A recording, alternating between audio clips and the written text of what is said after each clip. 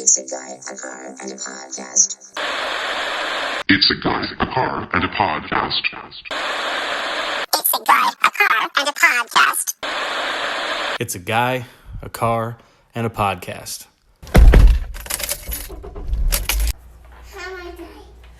Buckle up.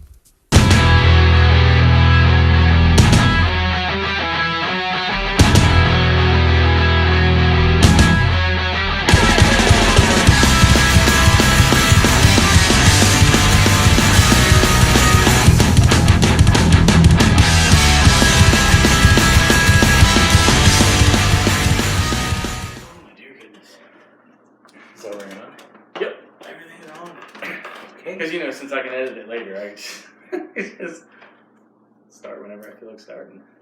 Go for it. Where do you want to start? This is your second podcast appearance. Yes. Was it Captain Marvel that we went and saw? That is correct. Yeah. If you guys want to have fun, go back in the podcast feed and look up The Drive Home, Captain Marvel. That's me and my dad watching that, and me just mercilessly crapping on that movie because it wasn't great, and you being like, it was entertaining. It was okay. It was fine. wasn't my favorite. But yeah, not mine either. But today, this is a very special Father's Day episode of the podcast. There's so much to say. There's so much to talk about. I guess my intention for this conversation is to hopefully get to know some things that I didn't know about your experience of being a father, by just kind of walking you through your own experience of being a father. But that usually starts at the beginning. Tell the things I've been hiding all these years? Yes. This is 60 minutes, completely confessional. Every father's journey starts as being a son and observing a father, and your experience in that arena is super unique. So yeah, let's start there. What? Okay, well, to start things off, I had to be contrary right from the very beginning. My parents were living in Phoenix, and my father drove a truck, and my mother for produce and for farms, and my mother was a picker, and I was due to be born the middle of October. In Phoenix, there's not a whole lot growing during the summer. So my mother and dad had gone to Salinas, California area, and were working the lettuce fields. My mom was picking, and my dad was driving the truck to haul them around. My mother decided to get on a train on October 3rd to come home to Phoenix so that I could be born in Phoenix at the hospital and she'd be around family and stuff. Wow. And she went into labor on the train. So they had to take her off at the first stop that had a hospital, and it turned out to be a little town called Dos Palos, California. Wow. Which I would not learn for another 19 years that meant Two Sticks, California. And that was my entry at 1 o'clock in the morning on October 4th, 1953. I came to be. Wow. So then, I don't remember a lot of those early years. Like I said, we lived... out of curiosity, did she, after having had you, keep going? Or did she turn back and join up with your dad? Oh, she took me to Phoenix. And so your dad didn't even know you existed for a couple days? Or I guess there was telephones back then. There were telephones, but I don't know. I was only a day old. I don't know if your mom ever told you what the first few weeks of you was like. Not really. I know that my two older half-sisters were both married and living in Phoenix, so that was part of the reason she wanted to be back to Phoenix so that they could help her. They have told me stories of I never even thought about the fact that they knew him. Yes. Wow. But they never told me many stories about my dad. They told me stories about coming over and babysitting me and taking care of me when I was little, and I don't remember any of those things. Yeah.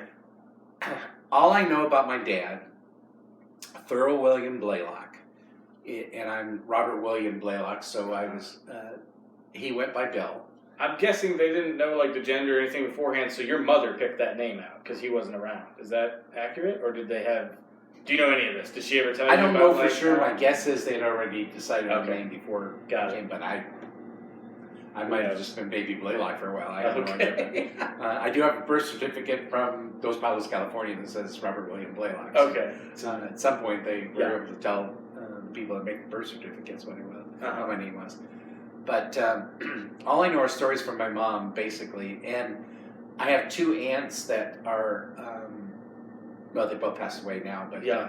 I had two aunts that were sisters to my dad, Uh-huh. who I got to know pretty well when I was a teenager, and they told me a few stories about my dad. But And the only one I knew was Patsy because Aunt Patsy, Aunt was Lena the other had one already passed away when you were old young. enough or whatever. Yeah. Okay. Her Aunt Lena had a daughter who joined the church just a few years after we did. Wow. And Marina isn't active in the church anymore, and part of the reason is her mom got really, really sick, and they asked me to give her a priesthood blessing after my mission, and I did. And basically, I felt very strongly in the priesthood blessing that it was time for her to go, and I released her. And she passed away a day or two Wow. later, and Marina has never forgiven me since then. And That's hard. so, and she stopped going to the church after that. But Yeah. anyway, that's totally Whole- different Whole story. other podcast. Yeah. And so anyway, what I do know of my father is that he was an alcoholic, and that he was a really good guy when he was sober, but he was a mean drunk. And he, I only have one memory, and I cannot tell you for sure if this is a memory that my mother gave me by telling me the story, or if it's a true memory. Yeah. But I can visualize it. Yeah. And I remember seeing myself standing in a crib. Mhm. So I was small enough to be Young. in a crib, but I was big enough to stand, Yeah. a toddler. Yep. And I remember seeing my dad drag my mother by her hair across the bedroom and into I think a bathroom, an adjoining room, Yeah. and slamming the door and the lights going. I could see lights underneath Wow. the door, and hearing my mother scream Yeah. from the other side. And that was one of the many times my father was beating her up. When I was 2.5, my mother had a second child by my dad, Gary, my only full brother. I have 6 siblings. Gary is my only full sibling. The rest of them are half siblings. Actually, I have 8, and 2 of them are steps. Mm. So I have 2 step sisters. I have 3 half Oh, sisters. that's right, because that's the Farnsworth. Yes. Yeah. Okay. And Yep.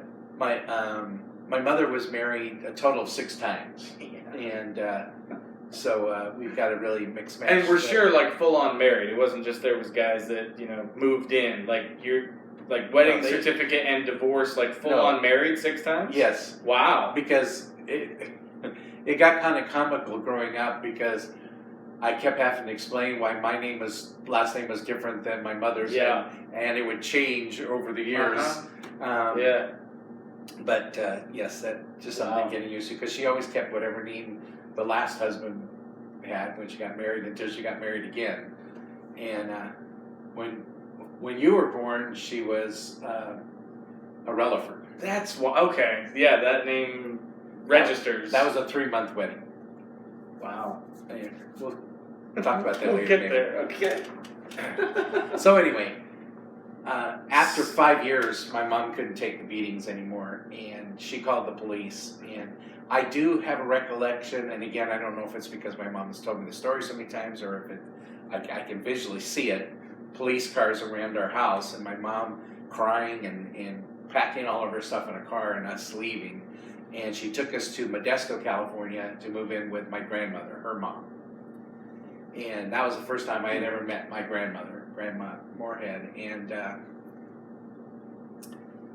we lived there for about 1.5 years, maybe 2 years. Wow. And I have a few, that's when I have the most early memories of. I remember my grandmother chewed tobacco. And so all over the house were these coffee cans that she would spit in, and I can distinctly remember her ironing clothes and spitting into this can that was at the end of the thing. And she's the first one that introduced me to coffee. She drank a lot of coffee, but my coffee was mostly milk and sugar and a little bit of coffee in it.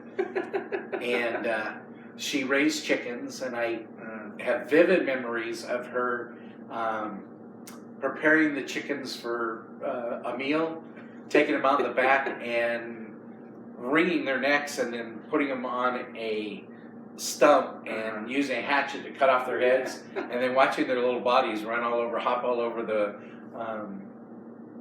backyard. Yeah, it was kind of traumatic for a little guy. Yeah. I also have a vivid memory of finding a couple of ant colonies, a black ant colony and a red ant colony, and they were having a fight. They were battling, and the black ants were getting creamed. I bet. Because they were so much smaller. And I remember going out and digging battlements to block the red ants, and I started fighting on behalf of the black ants. I got a magnifying glass, and I was burning the heck out of the red ants. It was, and we won. The black ants took out the red ants. We demolished them. But, that's amazing. That was a vivid memory. Also, we lived right near a canal. We were always told not to swim in the canal, but we always did. And I can remember it was so much fun that we would jump in the canal down by a bridge, and then we would float all the way down to another bridge, and the water dropped off the end, and you had to catch this bar underneath the bridge, and then pull yourself over to the side and get back up and run over and do it again. We never missed that bar. If you ever had, I don't know what would happen, because it was a pretty good drop for a little kid. Yikes. Also, during that time, Superman was really big on TV. Yeah. We only had 2 or 3 channels. Romper Room was really big. I remember Romper Room a lot, but Superman was it. I love Superman. I've seen those cartoons. They were pretty good. No, this was a TV show? A TV show. Really? And the guy that played Superman was George Reeves. He had the same last name as the one who did it in the movies years later. And he was good. And, it was black and white TV, but they would stage him crashing through walls and all kinds of things and flying through the sky. Yeah. For that time period, the what do you call it? The production value? Not the production value, but the staging, the set pieces, the no, I can't believe props. It. No, the action scenes that they would fake, the flying and the going through the walls, and the effects. The effects. Okay. The effects were pretty good, especially for a 6-year-old. Okay, yeah. They were very, and I've gone back and seen some of the old reruns, and it was actually pretty good for that time period. In fact, the guy who played Jimmy Olsen ended up playing Perry in some of the later movies, playing the editor years later in some of the movies. But that's fun. I just got really into Superman, and one of my other early memories is me going in and getting a red towel out of the closet and tying it around my neck. Yep. And there was a chair in my grandmother's living room, a big overstuffed chair, and I never could get my mother to explain why it was there, but there was a cord, just a loose cord that hung down from the ceiling above the chair. And I climbed up on the chair and tied the cord around my neck, and then jumped. I was going to fly. And the only reason your dad is here right now is my mom walked around the corner just as I went off the thing, and I'm dangling, strangling, and she saved me from killing myself. And the sad thing is, if you go back to the history of that particular show, what ended the show was the actor who played Superman began to believe he was really Superman and put a gun to his head and pulled the trigger and killed himself. Yikes. And that happened just a couple of weeks after I almost committed suicide trying to be Superman. Yeah. So I learned kind of at an early age that you can't believe everything you see on TV. That was very demoralizing for me. Well, around that time, my mom met my next dad, my stepdad, my first stepdad, and his name was Reginald Adkins. He hated his name with Such a great passion. name. And so he had picked up a nickname when he was younger, Happy. And that's when he went by. And even after my mom met him the same place she met almost every one of her husbands, and that was at the bar. And I learned years later as a teenager that my real dad had finally figured out where my mom was during that time and came looking for her and tracked her down in the bar when she was with Happy. Now, Happy... I've never heard this story. Happy, my dad, I'm 5'9". Yeah. My dad was about 5'8". I'm bigger than my dad was. Okay. Happy was 6'3", I believe, and weighed about 240, 250 pounds, and was a construction worker, a cement finisher, had arms that were, I can remember these huge arms because he used them to fan my bottom a few times. Huge guy, big. Yeah. Well, my dad confronted my mom at the bar, Yeah. and Happy escorted him out in the back, and from what I understand, beat him so bad he almost ended up in the hospital, and told him, if you ever get near her again, I will kill you. Wow. At that point, my real dad disappeared. Nobody ever saw him after that, including my aunts, his sisters. That was the last time anybody in the family ever saw him. Wow. About 25 years later, your mom and I were trying to track him down through genealogy, and we lucked out and were able to find his social security number and ran his social security number and found him in a veterans burial ground. And then we were able to backtrack from that and get some police reports, and apparently he had become a homeless vagrant and died of a liver disease from alcoholism. Yeah. And since he had no family, nobody claimed him, nobody claimed the body or anything, nobody knew where he was. And so, but they were able to verify that he was a veteran, so they buried him in a veterans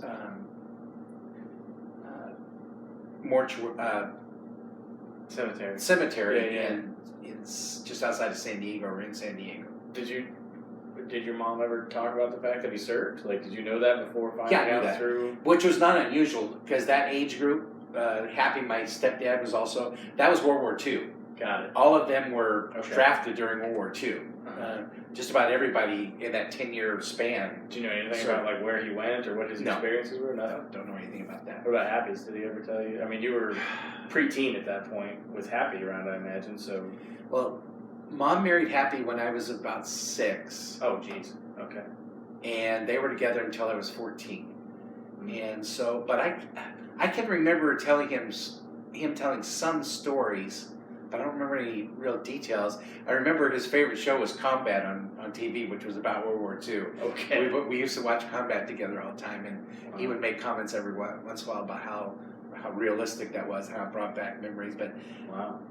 what I most remember about it is he didn't want to talk about it, that it was not a pleasant experience for him, which I'm sure wasn't for anybody that went through that. But so anyway, my mom married Happy, and he didn't want us to call him Dad or Father or anything like that. He wanted us to call him Happy, so we always called him Happy. Wow. He was he was redneck through and through. He was working on the Interstate 5. They were building Interstate 5 at the time. And so that's how he met my mom. They were in the central California area where Modesto is. And he happened in this bar that she was at. When they got married, we were still in Modesto. Shortly after that, we moved to Concord, California, which is outside San Francisco. Oh, wow. Because the Interstate 5 moved up there. Then we moved to Chico, which is a little college town in northern California. And then we kept going north following the the interstate. Mm-hmm. There was a time when I was about 10. No, Gary was about 10. No, I was about 10. That we spent a whole summer at Mendocino Lake, which is a beautiful lake in Northern California, because that was the closest place to where he was working, and we were out of school, so they were renting. They just left their house, and we camped out for an entire summer at the lake. And for kids, my mother hated it, but for kids it was great. My dad had a boat that he had built himself, and we would go out on the lake and fish and stuff.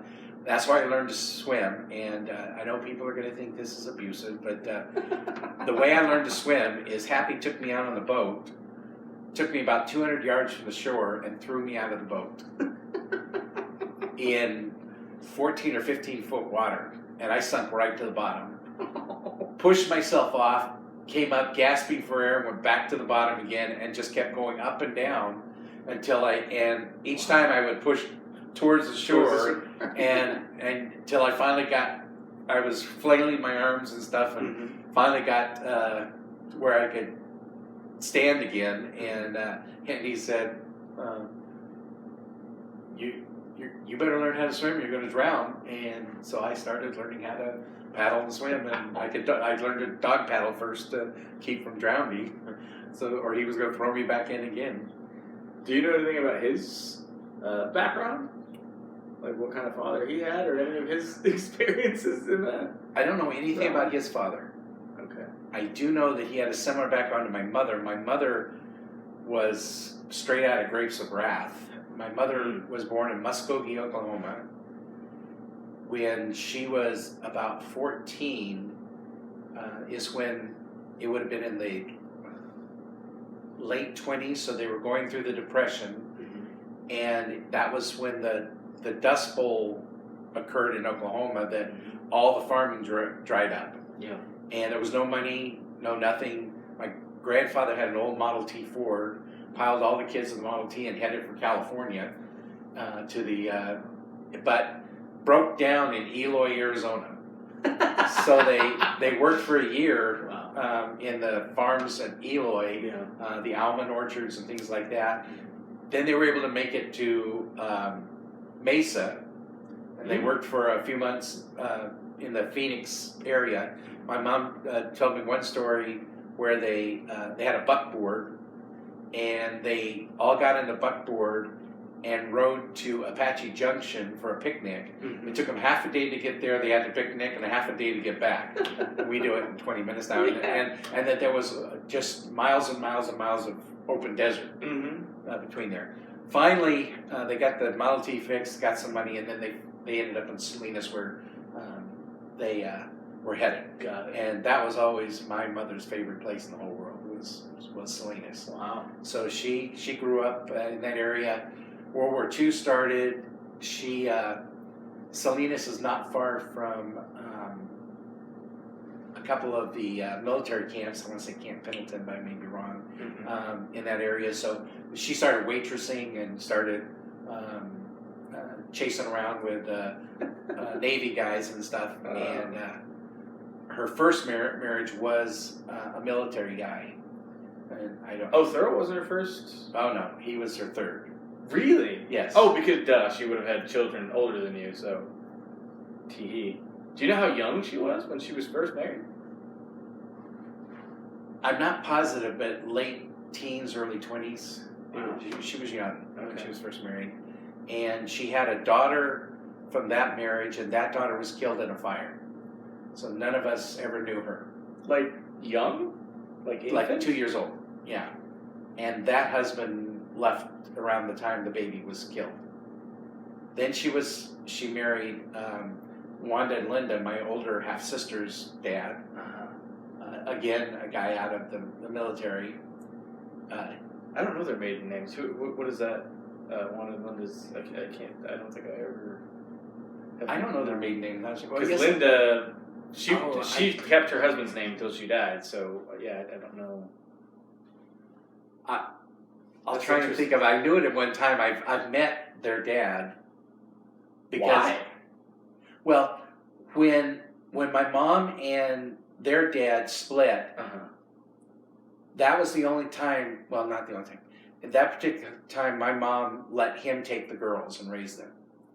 So they split when they were preteens, and they grew up with their dad. He remarried, and they grew up with him. So I had met him later on in life when at family functions and things like that. And I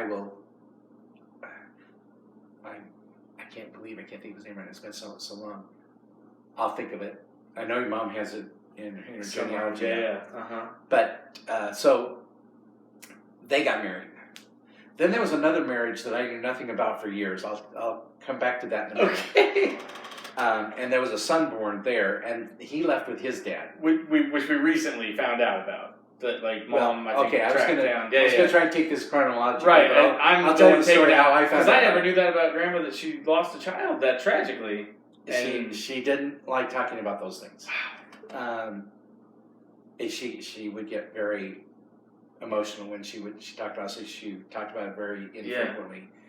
I think she might have blamed herself for it. I never got I just know there was a house fire. The fire burned down, and the girl got caught in the fire. There's a movie that I've seen recently that depicts that fictionally happening to someone, and so because my experience watching that movie is just so visceral, I'm putting her in that character's place, and just the woman that I knew is a totally different woman to me now because.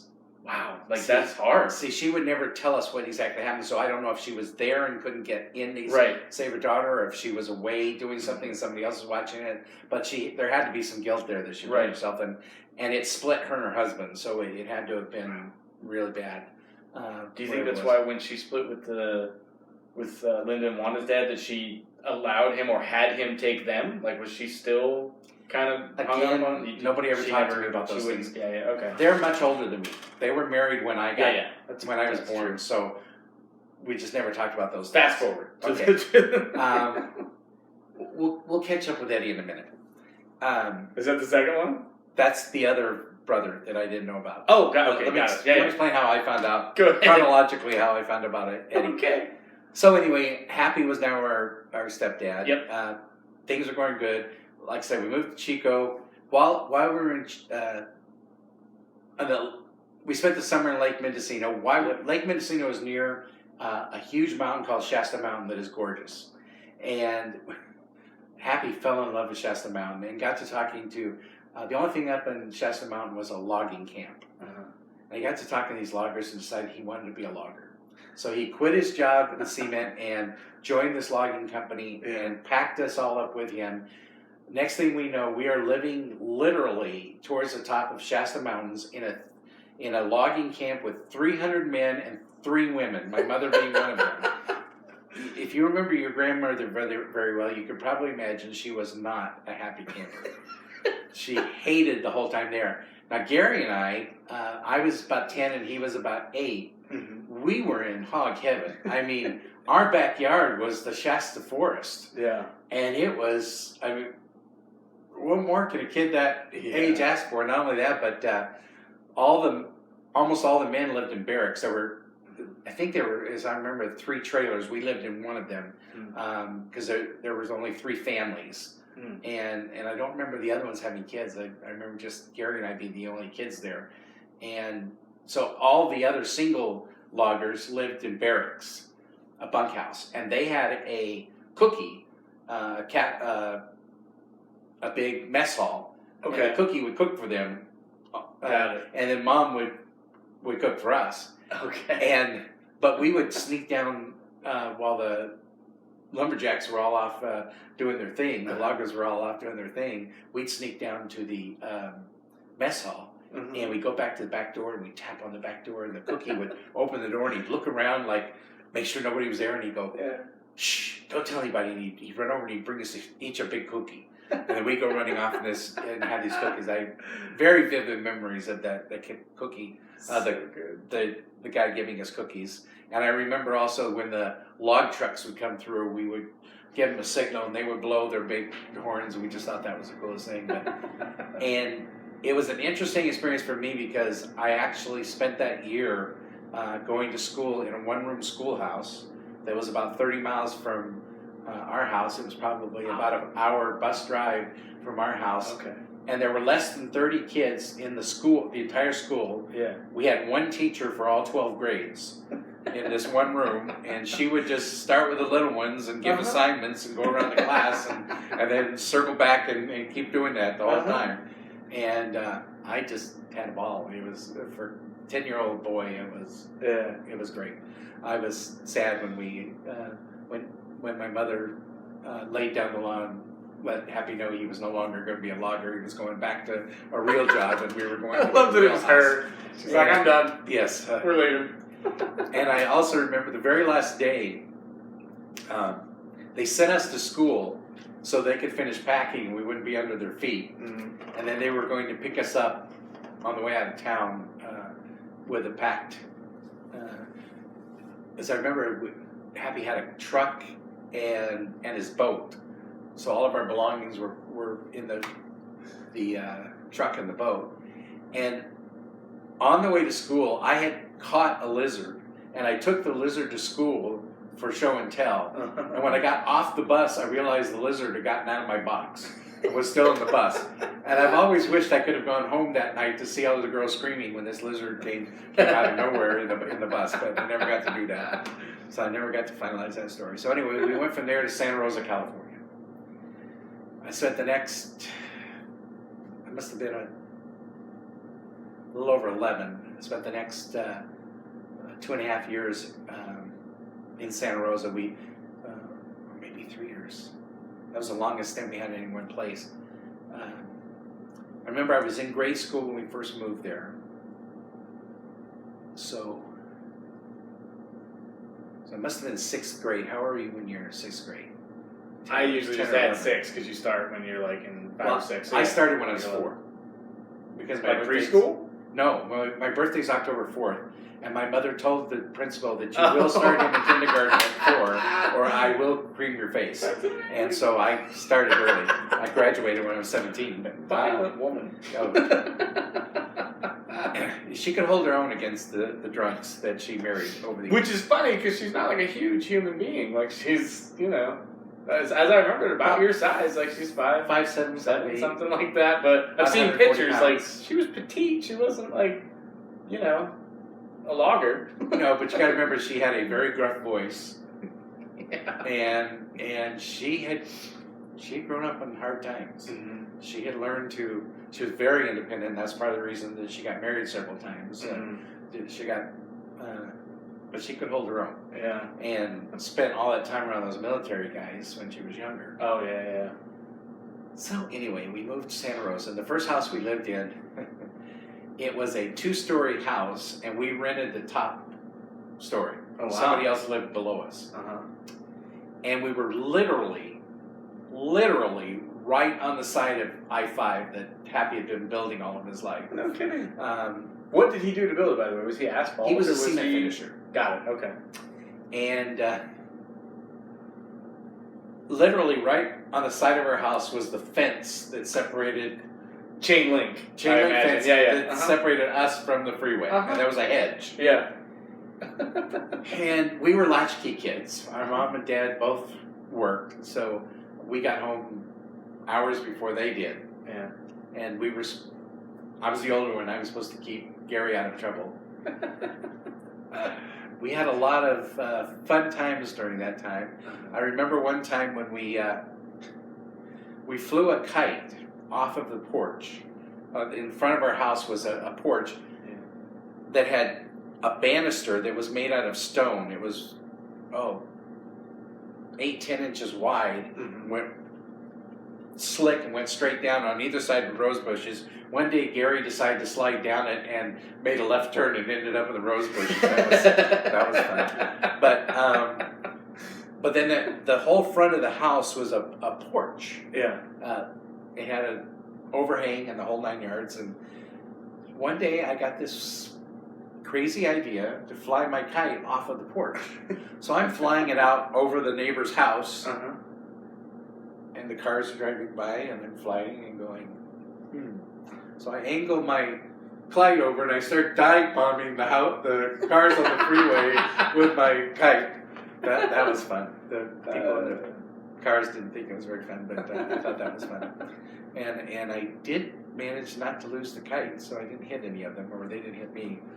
One day I was flying the kite off the porch, and I had let out all the string, tied another one on, let it all out, and it was going, and Happy got home, and this thing is about this tall. I've got it out, I don't know how far it was, but it was far, and Happy got into it and got his fishing pole out, hooked that up to it, and we let all the fishing line out. I mean, that thing was just a teeny speck, and then all of a sudden it went, somewhere along the line, the string broke, and my kite was gone. But was that an example of him? Was he just a big kid? Like, would he just get on the floor with you guys and just be like, "Oh, this is fun. Let's keep doing this"? He would wrestle with us. He loved to buy us fun toys to play with. I remember, got in so much trouble because I got into the closet and found the presents before Christmas and went through all of them and got caught. But and they almost took all our toys away, which was terrible because that year he had bought us a combined present, Gary and I, a battleship. And this battleship was 4 feet long. Wow. It ran on wheels, and so it looked like it was going through the waves, and it would. And it had, it was an aircraft carrier, so it had planes that would fly off it. It had working guns that would shoot rockets off. Oh, that thing was cool. Do you remember Man from U.N.C.L.E.?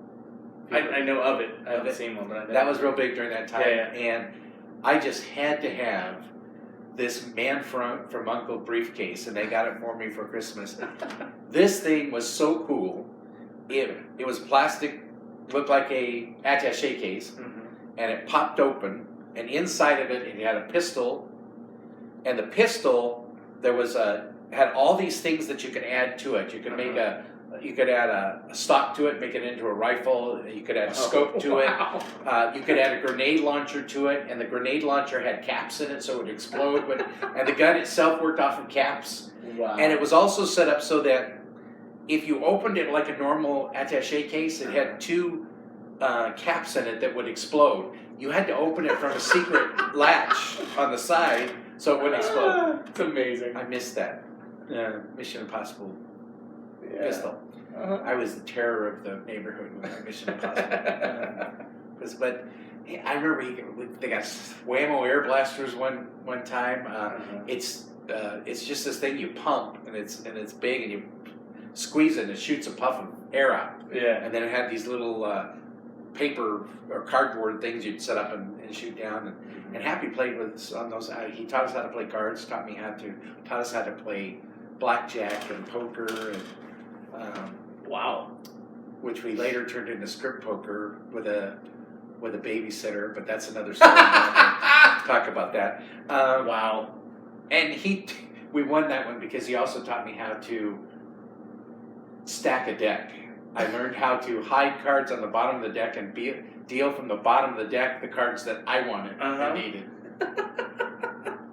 So, yeah, he taught us everything. Wow. My mom and dad, stepdad, spent every weekend in the bar.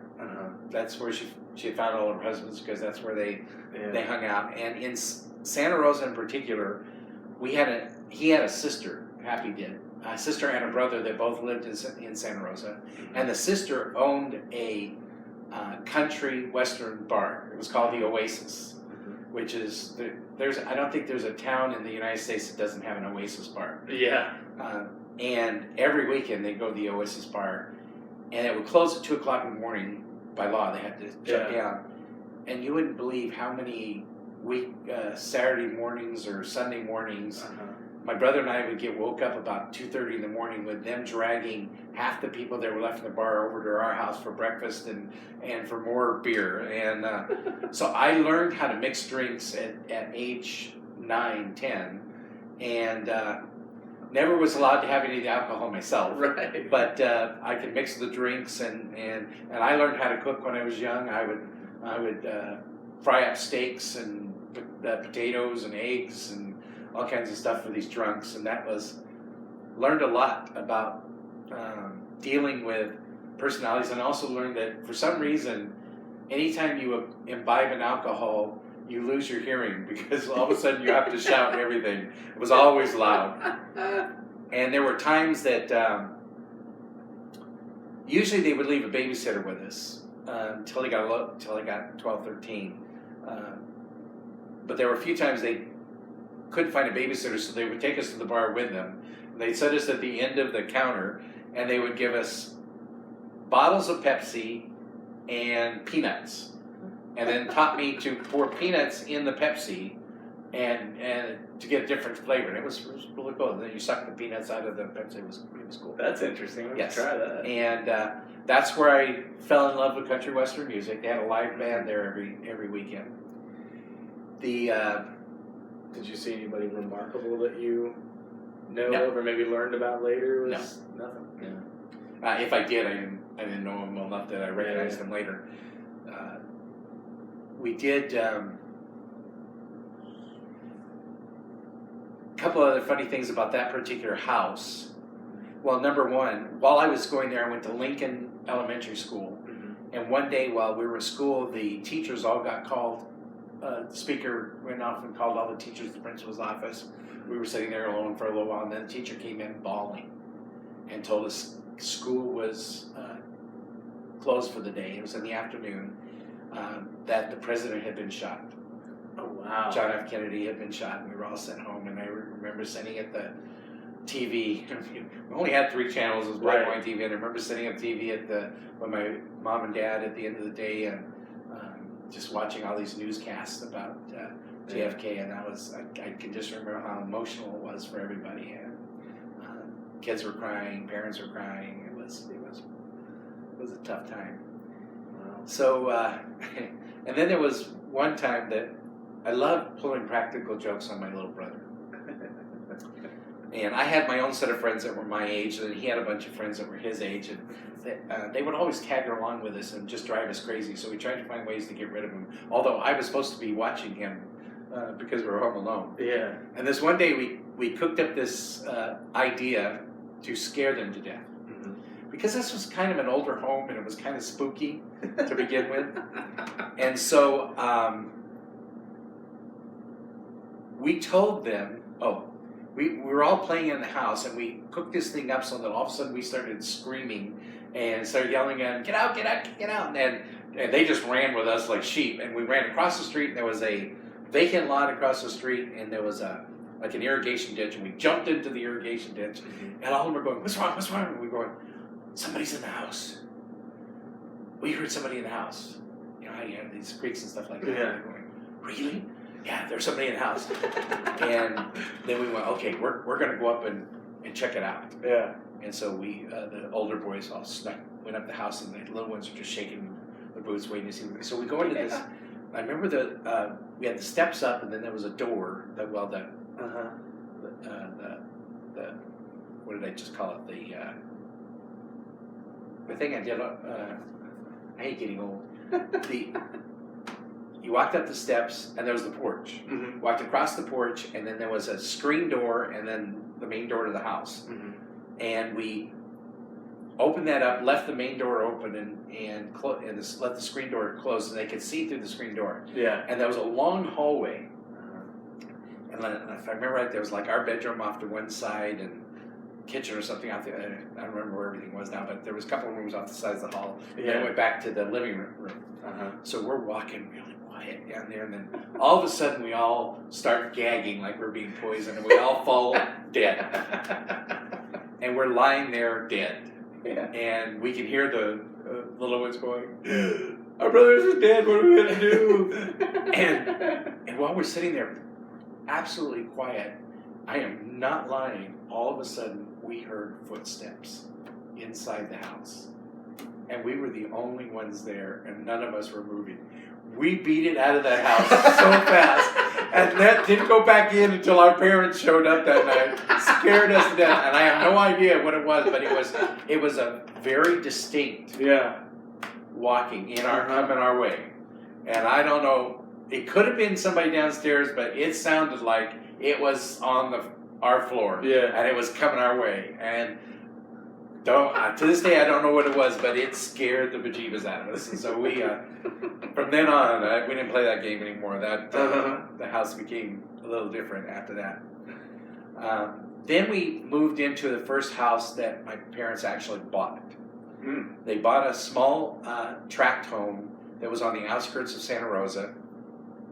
And I will never forget how it was laid out. Our home was the first home coming into the subdivision. So there was a main road, started with an H. It was a main road that came right down the side of our house. And then a smaller road going into the subdivision. Behind our house, there was a big cornfield and a farmhouse. And a railroad track and a creek. Wow. Oh, we loved it. We could go down and play in the creek. And down the creek a little ways was about an 8-foot cliff that overlooked the creek kind of widened there and got deeper. And so there was like 4 feet of water there. It was a nice pool. You could jump off the cliff into the water and play. Well, we had a great time there. My mother hated the house with a passion. It was brand new, but what she didn't like about it is it was hard as heck to sleep there. We all got used to it, but she never did. Because about 2 o'clock in the morning, the train would come through. And because it was on a main street, those arms would come down with lights flashing that we could see in our house, and the ding, ding, ding, ding, ding, ding, ding, and then the train coming through it every morning, 2 o'clock in the morning. Happy and Gary and I slept right through it. I mean, the first couple mornings we didn't, but we got used to it and we sleep through it. I don't think my mother ever got used to that train coming through there. But we thought that was cool. Like I said, we met, there was a family about 2 or 3 houses down who had, they were German descent. The parents still spoke with a German accent. The boys were both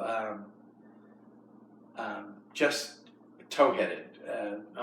Very light complected and toe-headed. And the one son was a year older than me, and then the other son was a year younger than me. So we stair-stepped. Him, then me, then his brother, and then Gary. We were all a year apart. Yeah. And so we became fast friends, the 4 of us. And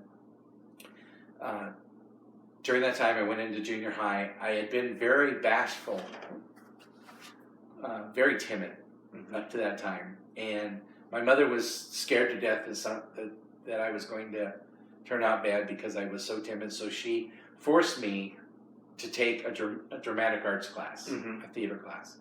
And I just fell in it. I loved it. And my very first show that I did was You Can't Take It With You. And I played the part of one of the son-in-laws who played a xylophone, kind of a kooky character. And I remember we only did one performance.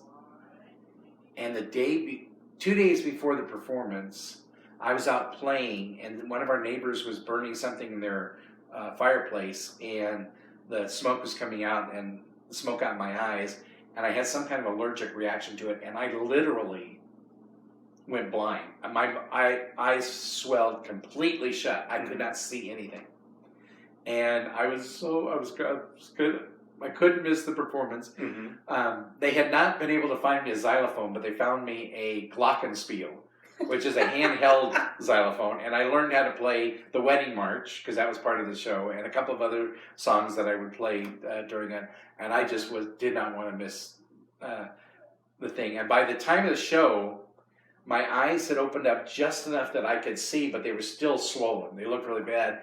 Because the character was so kooky, my teacher decided that I could get away with wearing sunglasses, so I was able to. Show must go on. I was on wearing sunglasses and did the part, but that was fun.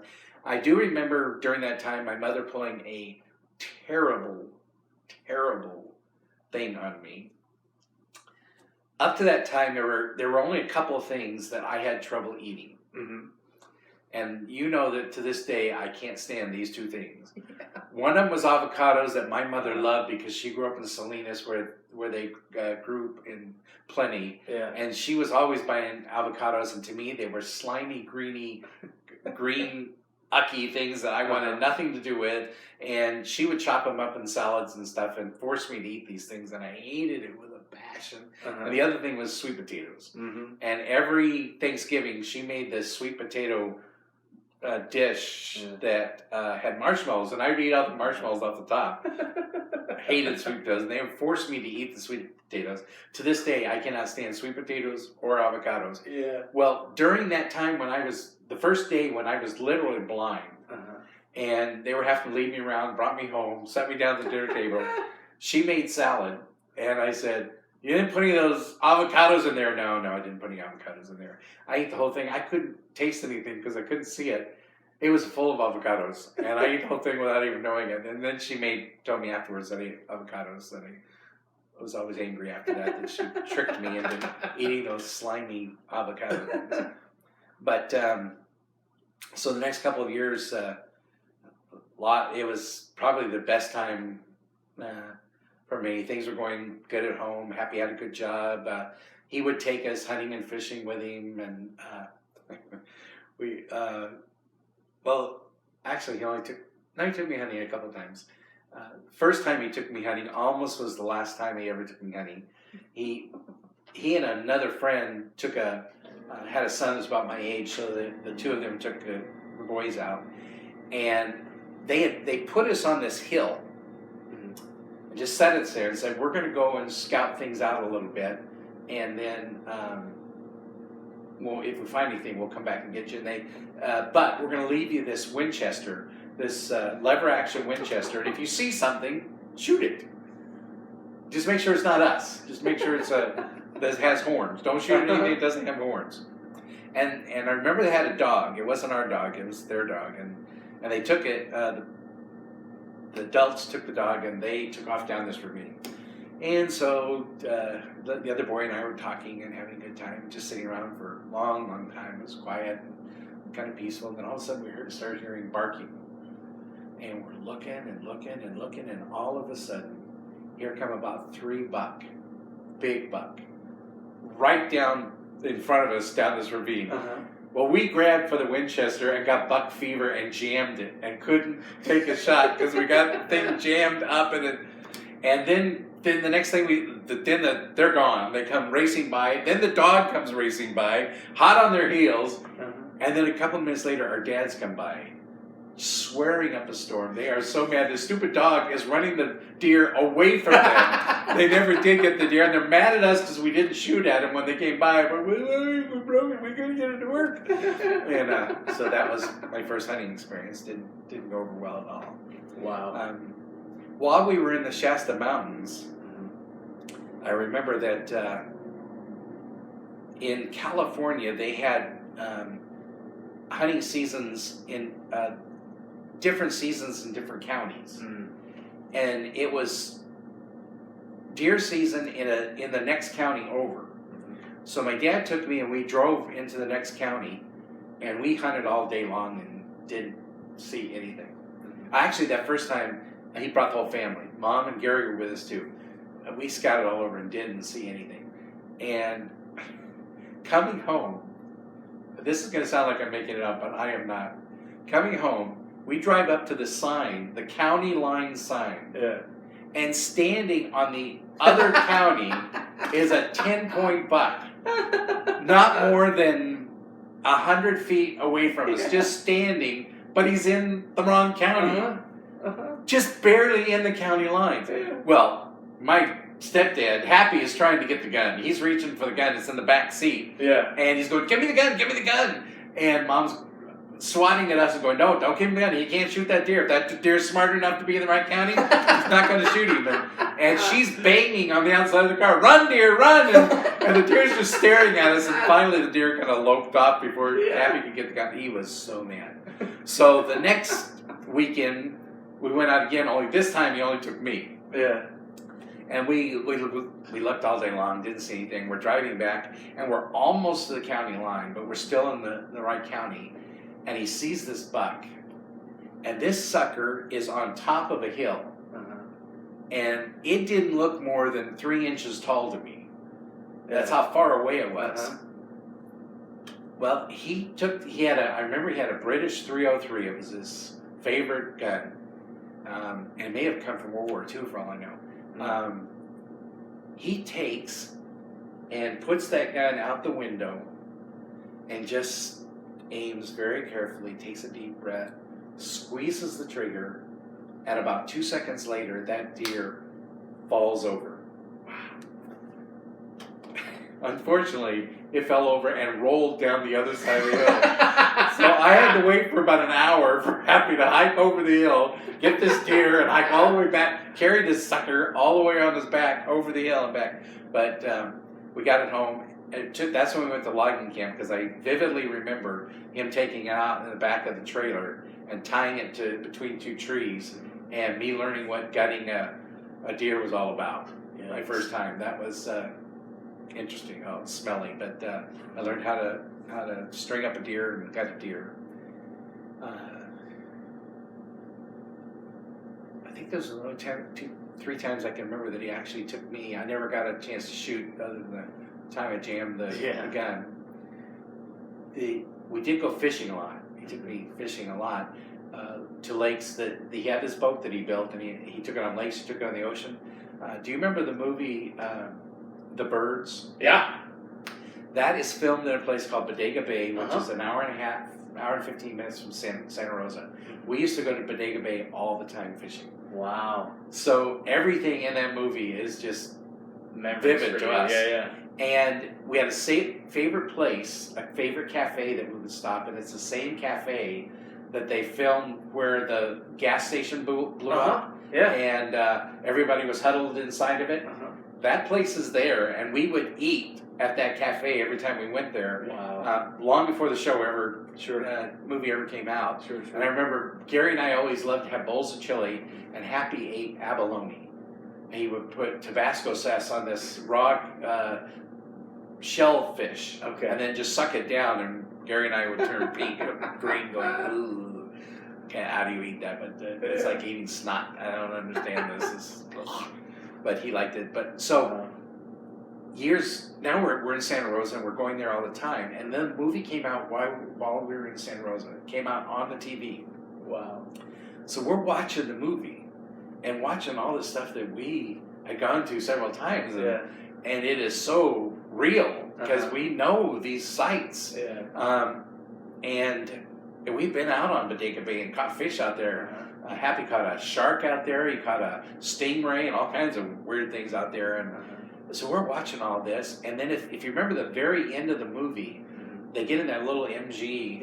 And they're pulling out of the garage, and the birds are everywhere. And they got the radio on. Yes. And the radio says, and the birds are attacking Petaluma and Santa Rosa. My brother went berserk. He's up trying to block all the windows. We're going to die. There's birds are coming.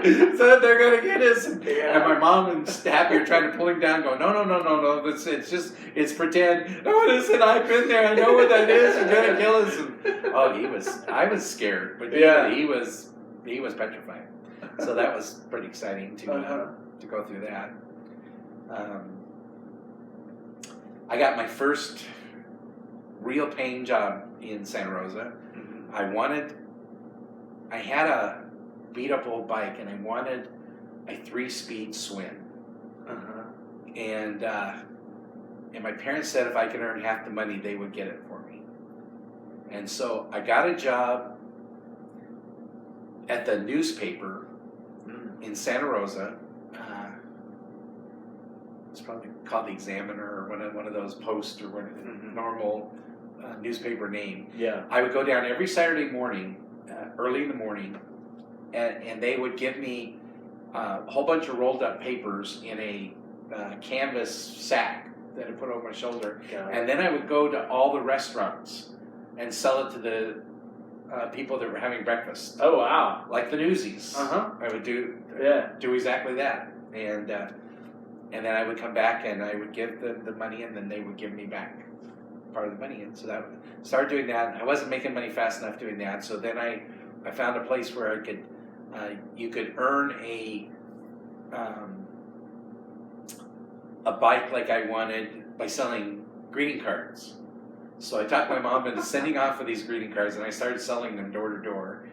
And I worked my tail off, but I was going to be 103 before I ever got there. But I was about halfway there. And unbeknownst to me, my parents sold off all the rest to family and stuff. Sold the rest of them and got the bike delivered when I thought I was only halfway there. So I got my bike, and that was cool, riding that bike all over the place. We also, while I was there playing in that creek, I found an abandoned duckling. And this thing was so young, so new, that he was just gray with no feathers. It was about this tall, about 5-6 inches tall. And I took him home. I dug a hole in the backyard, put a little fencing around it, filled it up with water, made a pond, and put my little duckling in there. And then I would go down every day to the creek and catch pollywogs, and bring the pollywogs back and put them in the pool, and he would eat the pollywogs. And it was working. He was growing. He was starting to get feathers, and he turned out to be a mallard, male mallard duck, beautiful. I named him Daffy, and he was starting to look like a duck, and was getting pretty good size. And one day Happy would come out and check on him every day. One day Happy came out with a scale, and he put Daffy on the scale, and he went, "Ooh, he's almost 2 pounds." So, what does that mean? And he said, "Well, when he gets to be 2.5 pounds, we're going to have duck for dinner." You can't eat Daffy. Daffy's I've had Daffy for like 3 months now. That's my pet. Oh, that's not what you do with ducks. You eat them. And now he should have learned his lesson, because I remember I think we lived in Chico. He had bought a bull calf that he was going to raise and slaughter for meat. We had a big backyard. I remember they had like big trees. Some of them had been fruit trees, and so then it was all fenced in. So he brought the calf, put him loose. We named him Bully. Gary and I would play with him and ride him. Just had a gay old time with Bully. Bully would come at night. Bully would come to the back gate, or his back gate, which was right across from our back door, and moo and just bellow until we opened up the back door. And from the back door, you could see our TV in the living room. And then he'd sit there and watch TV with us. And if we didn't open up the door, he would just sit there and bellow until we opened it. And every once in a while, he would get out of the backyard and go eat the neighbor's flowers. He loved eating flowers. And Happy would come home, and Mom would go, "Bully's out again." Happy would go out in the front yard and whistle. And that bull would come bounding up to us. We put him in the backyard. I mean, he was a pet. And he got pretty good size, and then all of a sudden Bully disappeared. Where'd Bully go? Never mind where Bully went. And all of a sudden our refrigerator was full of meat. We were young, but we weren't that young. And there was no way we were eating Bully. And so he ended up having to sell all of the meat and buy other meat, because even my mom refused it. She said, "I can't believe you killed Bully." And so we lost Bully. So now he's getting ready to do it with Daffy. And I know he doesn't joke around about that stuff. He's serious. So I am terrified. My duck is going to be dinner, and I'm not going to eat the dinner. So I go on this campaign to teach Daffy how to fly. Up to this point, Daffy has only been paddling around in his pool. So every day I get home from school, and the first thing I do is go get Daffy, and I take him and I start throwing him up in the air. And he spreads his wings, and he'll flutter a little bit and flutter back down the ground. I'm going, "Oh, you stupid thing, fly!" And it's not working. And a few days go by, and Happy comes out, and now he's 2.25 pounds, and I'm going, "Ew." And the day before Happy was going to weigh him again, and I was sure he was up to 2.5 or plus by this time, I took him out, threw him up in the air. He let his wings out, glided just a little bit, and then started flapping, and he was gone. He just flew off into the distance. And Yeah. so now I'm bawling because Daffy's gone, but I'm also happy that Daffy hasn't become dinner for us. And Happy's mad at me because I taught the stupid duck how to fly. But I am inconsolable now because I've lost my little duck. And so there was a real big park in the middle of Santa Rosa. There's a Luther Burbank was a real famous horticulturist, I think you call it. He did lots of hybrids. Santa Rosa plum, he invented that by mixing different kinds of plums together. He lived on this big acreage, and they had turned most of his area into a park, and then his house was a museum. There, and so we would go to that park frequently for picnics and things. And so Saturday came along, and my mom said she knew there was a lake in there, and there was a lot of ducks at the lake. So she said, "Let's go feed the ducks. It'll make you feel better." So we get a loaf of bread, and we had the lake, and I'm feeding the ducks, and I'm sitting on the bank throwing stuff out to all these ducks, and all of a sudden this duck comes out of the middle, flies right up into my lap, and starts eating the bread out of my lap.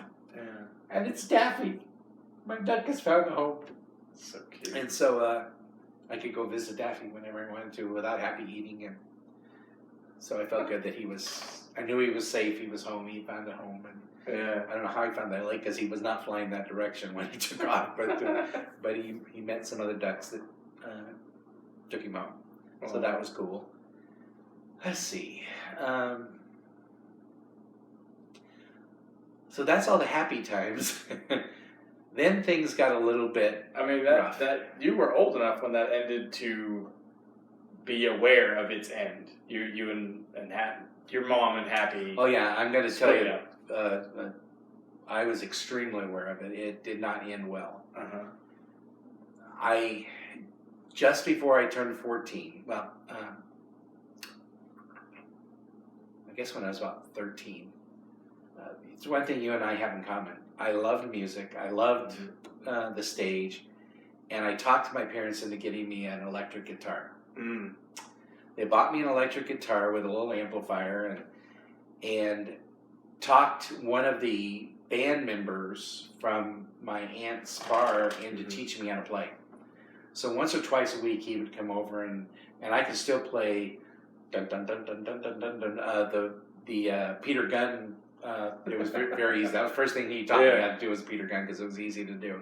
And he taught me how to make the electric guitar sound like a computer and a few things like that. And I learned a few chords, and I was just getting started, and I was excited. And after one of the lessons, he said, "Hey, my guitar's in the shop getting worked on, and I've got to play this weekend at the Oasis. Would you mind at all if I borrowed your guitar to go play?" "No, absolutely, that'd be great." So he takes my guitar and goes to the bar. Happy got rip-roaring drunk, which was not unusual. And I need to tell you, my mom had told him because of the things that she went through with my dad, that if he ever hit her, it was over. He wouldn't get a second chance. And so he had always been good to her. He wasn't abusive with us. We did get spankings and things, and under today's way of thinking, they would have thought it was abusive. I never thought it was abusive. Let me couch it with the fact that back in those days, teachers could spank you and get away with it. Our coach kept a paddle with holes drilled through it, and if you got into trouble, you pulled down your drawers and held your ankles, and he lifted you off the floor, and then by the time you got home, the school had called home, and you got another beating when you got home from your parents because they didn't sue the teachers. They expected you to respect the teachers, and if you didn't, you got a second beating when you got home. So fortunately, I only got one swat, and that was enough for me. But there were a few times I got spanked with Happy, and what Happy would do, emotionally it was physically painful, but emotionally it was really, really bad because he would make us go out in the backyard and cut a switch off the tree and bring the switch back, and he'd spank us with the switch. So it would usually leave marks on our legs. But the bad thing was, if you came in with a little tiny switch, he would go cut a big branch off and beat you to death. So you did. Yikes. You didn't mess with him. I can remember one time when my brother didn't like the fact that I was older and that I was in charge when parents were gone, and so he would rebel against me a lot. And I don't know if you can. There's a picture of us when I was 5 and he was 3, and at that time we're the same size. And from then on, it was never look back. He outgrew me the rest of our lives. And so he outweighed me. He was taller than I was, and but I was always able to convince him that I was stronger. But I knew that if we ever got in a fight, he'd kill me. And so Happy was watching one day in the front yard when he was heckling me and trying to pick a fight, and I was trying to tell him, leave me alone, stop it, and he kept poking at me, and I finally had enough of it. I turned around and bopped him in the nose. And so now he runs in the house screaming, Bobby hit me, and Happy had been watching the whole thing, so he drags Gary out and says, I saw what was going on, and I know that you started this. You wanted to fight, you're going to fight. And I'm going, I don't want to fight. He goes, you're going to fight. And Gary's going, I don't want to fight. Please don't make me fight him. And he forced Gary to throw punches at me. And every time Gary would throw a punch at me, I would just deck him. Literally laid him on his rear end. Every time he took a swing at me, I knocked him down. Because I knew that if I didn't, I was going to get in trouble. And I also knew that if I let him get a punch in, that he'd clean my clock. And so this went on for about 10 minutes, and I knocked him down several times, and finally Happy said, "Have you learned your lesson? Are you going to pick a fight with your brother anymore?" "No, I don't pick a fight with my brother anymore." But that's the way they taught us. Gary got caught smoking one time, and he made him smoke an entire pack of cigarettes, got deathly ill doing it. They never had a problem with me on that, because one of my jobs was to clean the ashtrays, and it was so ugly and gross to me that I never wanted to smoke. I could not understand why they did that or why they wanted to do that, but so I never had that issue. But things were different. But we learned respect. My mother would spank us with her hand occasionally. Actually, now that I remember, when she was really mad, she would get a wooden spoon and spank our rear ends with a wooden spoon. The worst she ever did to me was by accident.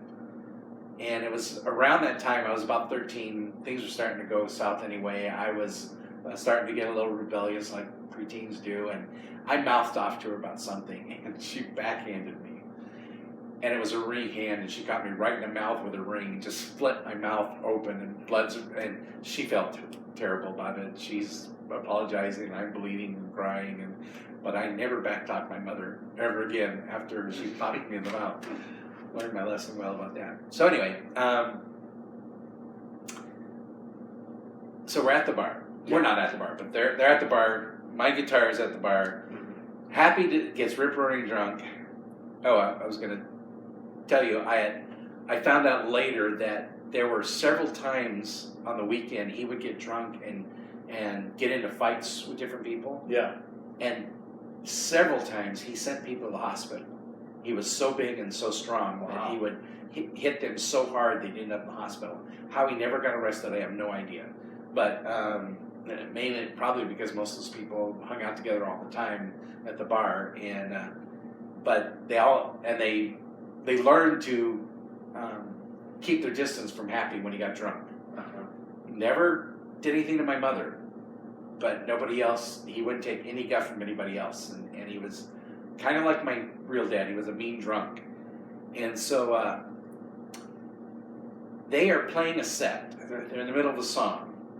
And Happy decides he wants to hear a different song, so he shouts up at him, he wants this other song. And one of the guys that wasn't singing yelled back at him, as soon as we finish the song, we'll play it. That wasn't good enough for him. He jumps up on the bandstand, grabs my electric guitar. Now, you know what electric guitars like. They're solid wood. Yeah. Breaks my electric guitar over a guy. Hits a guy so hard with it, he snaps the guitar in two. That guy's out. He's down. He's gone. The rest of the band guys start trying to hold him down. He grabs my amplifier and takes out a second one with my amplifier, and it split the frame open, and a piece of it flew across the bar and hit my mom in the head. And that was it. She gets up, leaves the bar, drives off in our car. It's a Lincoln Continental.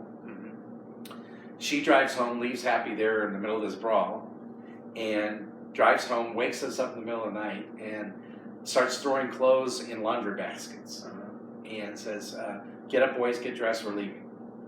And she's crying, and we're trying to figure out what's going on, and she hustles us out. We're half asleep, hustles us out, throws us in the back of the car, throws the clothes in the trunk, goes to get in the car, and just as she goes to get in the car, a taxi drives up, and Happy gets out of the taxi. And he's big and he's loud, especially when he was drunk. He starts bellowing, "Where do you think you're going?" And he walks over and he pops open the hood of the car and pulls off the distributor cap. So the car's not going anywhere. And he's screaming, and now my mom's screaming back at him. Now my brother and I are crying in the back seat, and now lights are coming on all over the place. It's midnight, 1 o'clock in the morning. One of the neighbors called the police. The police show up, and my mom tells them what's going on and says, "I don't want to stay here. I want out of here." So they arrest Happy, and we end up going to my aunt's house, his sister's house, and they release him later that night because it was still dark, early in the morning. And he drives down and starts circling the house, screaming. I can remember being in the house crying and being terrified.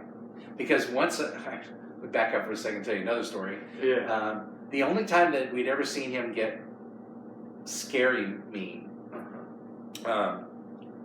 he and Mom had come home from the bar. They were both drunk. They'd had a fight on the way home. And so my mom said, "I'm not sleeping with you tonight. I'm mad at you. I'm going to sleep with the boys." So she comes in and starts laying some blankets on the floor. She's going to sleep between our two twin beds. And Happy is bellowing and saying, "You're my wife. You're going to sleep in bed with me."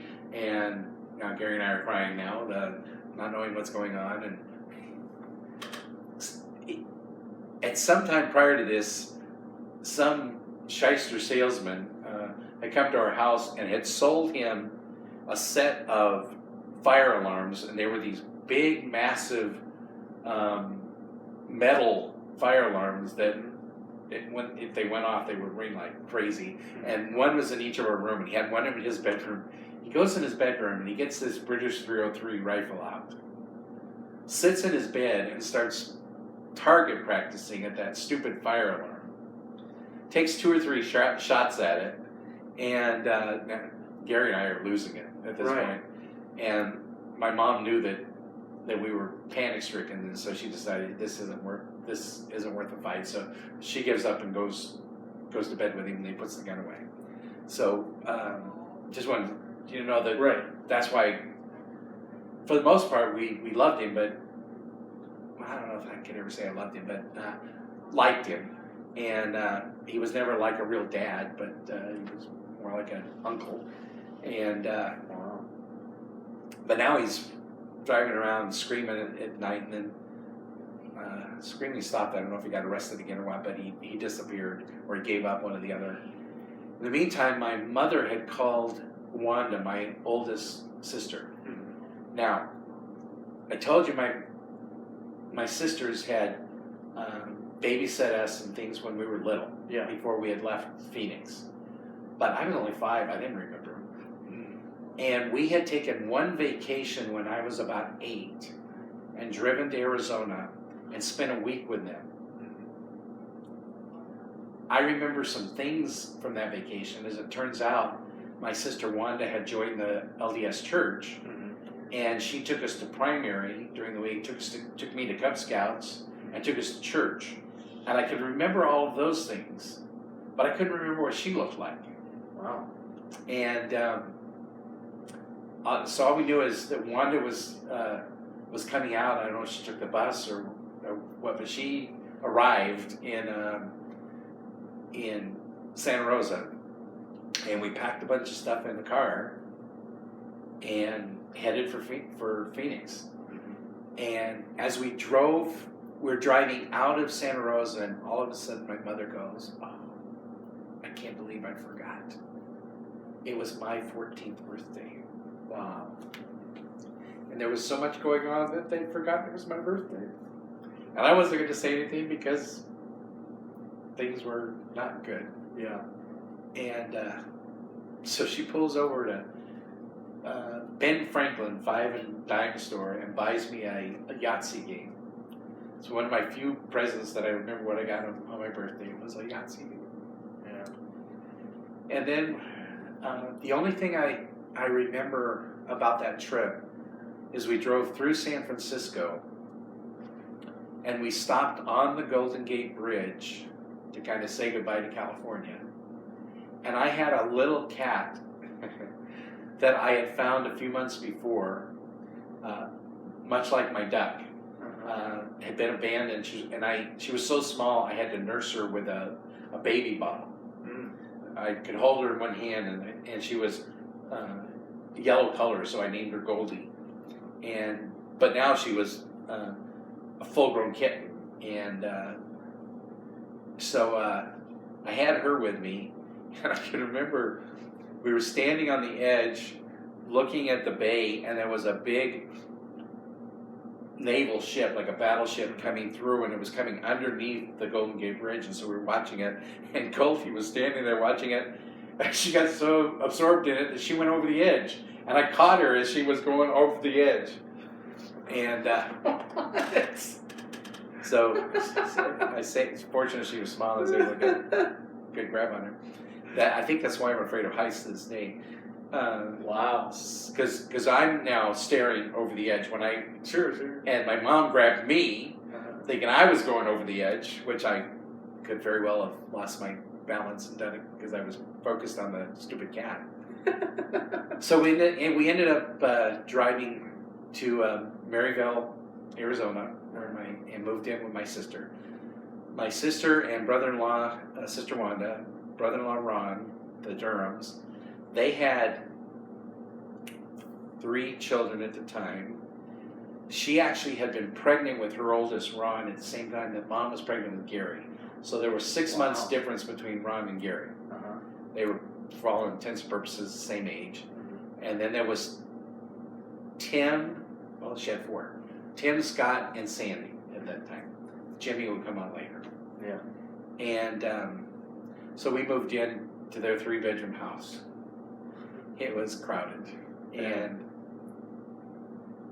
my mom had, part of the reason she called Wanda is she had just been diagnosed a couple of weeks before with cancer. She smoked all the time.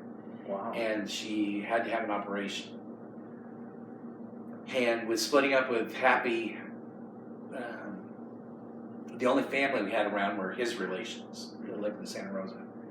So she decided to call Wanda, and they just asked us to come with her. So Mom had the operation, and so she couldn't work for several months while she was recovering from the operation. She finally recovered from the operation and got a job at a clothing manufacturing company as an ironer. She ran one of those big steam presses. It had to be a miserable job. It was hot and everything, but she was not one. She had to pay her way. Yeah. And she was going to find a way one way or the other. She didn't have any schooling. She had dropped out of school when she was in 7th grade. She'd been a waitress for a good part of her life. She didn't have a lot of things to fall back on. So anyway, she went to work doing that. Ron had a really good job as an electrician, worked for SRP. Now that I think about it, so I guess Wanda was home most of the time. Mm-hmm. But when they would go out, I got to babysit everybody. Yeah. I And I don't know that I've heard any stories about father figures between then and Steve, really. Ron became a father figure. Okay. Ron kind of stepped up to the plate and tried to help us, but we were going through some tough times trying to deal with it all. Mm-hmm. I had started about age 10 becoming interested in religion. Mm-hmm. Nobody in my family went to any church or anything. I had gone with a friend to a Baptist church that I liked, and I started carrying a Bible around. They had told me to bring a Bible, and I was learning Bible stories and things that I really liked. Then I went to another Protestant church for a while. Then I had a friend invite me to the Catholic church. I actually enrolled in catechism to prepare for baptism. Went through the whole training and was a week before I was going to go to the Mass where I would be baptized into the Catholic Church, formally baptized into the Catholic Church. And I had vivid memories of going to Mass that day and walking up to the cathedral, and the priest was welcoming everybody in, and I was carrying my Bible, which I had been taught to do at the Baptist church. Mm-hmm. And I remember him kind of bending over and saying, hey, just need to let you know you don't need to bring that with you anymore. Anything that's in there that you need to know, I will teach you. Mm-hmm. And my little 11-year-old brain said, this isn't right. And I turned around and walked away. Never went back again. And it just did not feel right that, because I had read, I forgot one of he says, you can't understand what's in there. I will teach you what you need to know. Yeah. And I had already read David and Goliath and stories, Bible stories and things, and I understood those. And so it just didn't ring true. Yeah. Not to mention I was a little bit timid anyway, because I'd been at catechism. We had a nun that taught us, and she used the ruler, like you've seen in the, to get she'd slap our desk or our wrist if she needed to get our attention. And where they had me sitting was right underneath a statue of the bleeding Christ. Mm-hmm. He's got his hands out, there's blood coming out, he's got the crown on it, there's blood coming down, and he looked right where I sat. It just freaked me out all the time. So I was on the edge anyway, and that just finished me off. But I'd also gotten into a little bit of a cult. I wasn't kidding when I said I played strip poker with our babysitter one night and stacked the deck and got her to take her blouse off, and then she got wise to me and stopped the game right there, where she was the only one that was losing. And so I didn't have any religious teaching, so as far as I wasn't doing anything wrong that from any of the teachings that I had. I had gotten a little into some occult things with Ouija boards. And I had a couple of experiences that were kind of scary. Mm-hmm. Once we moved in with Wanda and Ron, I got more into that. They were not aware of it, or they would have had a panic attack. There were some kids in the neighborhood that were into the Ouijas, and we started holding seances and literally called for some dead people to come visit us, and had a couple of terrifying experiences where we saw things and heard things that were very scary. During that time, Goldie disappeared. After we moved to Wanda and Ron's, Goldie kind of became very independent. She lived outdoors, and she became very Sylvester, very wild. Mm-hmm. And there were times we'd wake up in the middle of the night with this screeching outside. She'd be taking on neighborhood cats, and she would just tear them to pieces out in our front yard. Yeah. And she was, and it got to the point that she got really big, and I'd be petting her, and she decided she wouldn't want to be petted, and she would give me a growl, letting me know she didn't want to be petted, and I'd pet her again, and she'd just haul off and claw me. Mm-hmm. And so one day she just disappeared and didn't show up. And well, before that, Ron went to go to work one morning and turned on the truck, and there's this meow, and Goldie had been asleep underneath his hood, and got beat up pretty bad. We thought we almost lost her. Wow. But she survived from it, but she was really beat up. And then she disappeared, and we figured some other cats that she had gotten brawls with before came after her in her weakened state and finished her off. But I didn't know for sure. But we had done these seances where I know that something had come and visited us, and we were convinced it was the people we were calling. So one night I decided to have a seance to call to Goldie. And I remember distinctly the night was very quiet. We were camping out in the backyard, so parents weren't bothering us. And we got in a circle and held hands and began the seance. And it was a very still night. There was no wind or anything. And started calling for Goldie, and then all of a sudden we started hearing her meow. And I am convinced I knew her meow, and it was her. Wow. And all of a sudden, in this stillness, this branch on the tree started to sway, just one branch. And then all of a sudden we saw a silhouette of a cat walking back and forth, meowing. And we broke our grip, and when we broke our grip, the cat disappeared, and the tree limb stopped moving. I won't go into some of the other ones that are very terrifying, but it was. I was getting into some spooky things. Yeah. And about that time when I was probably on the verge of losing control, because I was getting into some things that could have gotten really, really bad. One day we got a knock on the door, and it was two missionaries from the LDS church. And like I said, Wanda and Ronnie had joined the church 10 years before that, unbeknownst to us. Other than they took us to church on that vacation, but we really didn't know much about it. Yeah.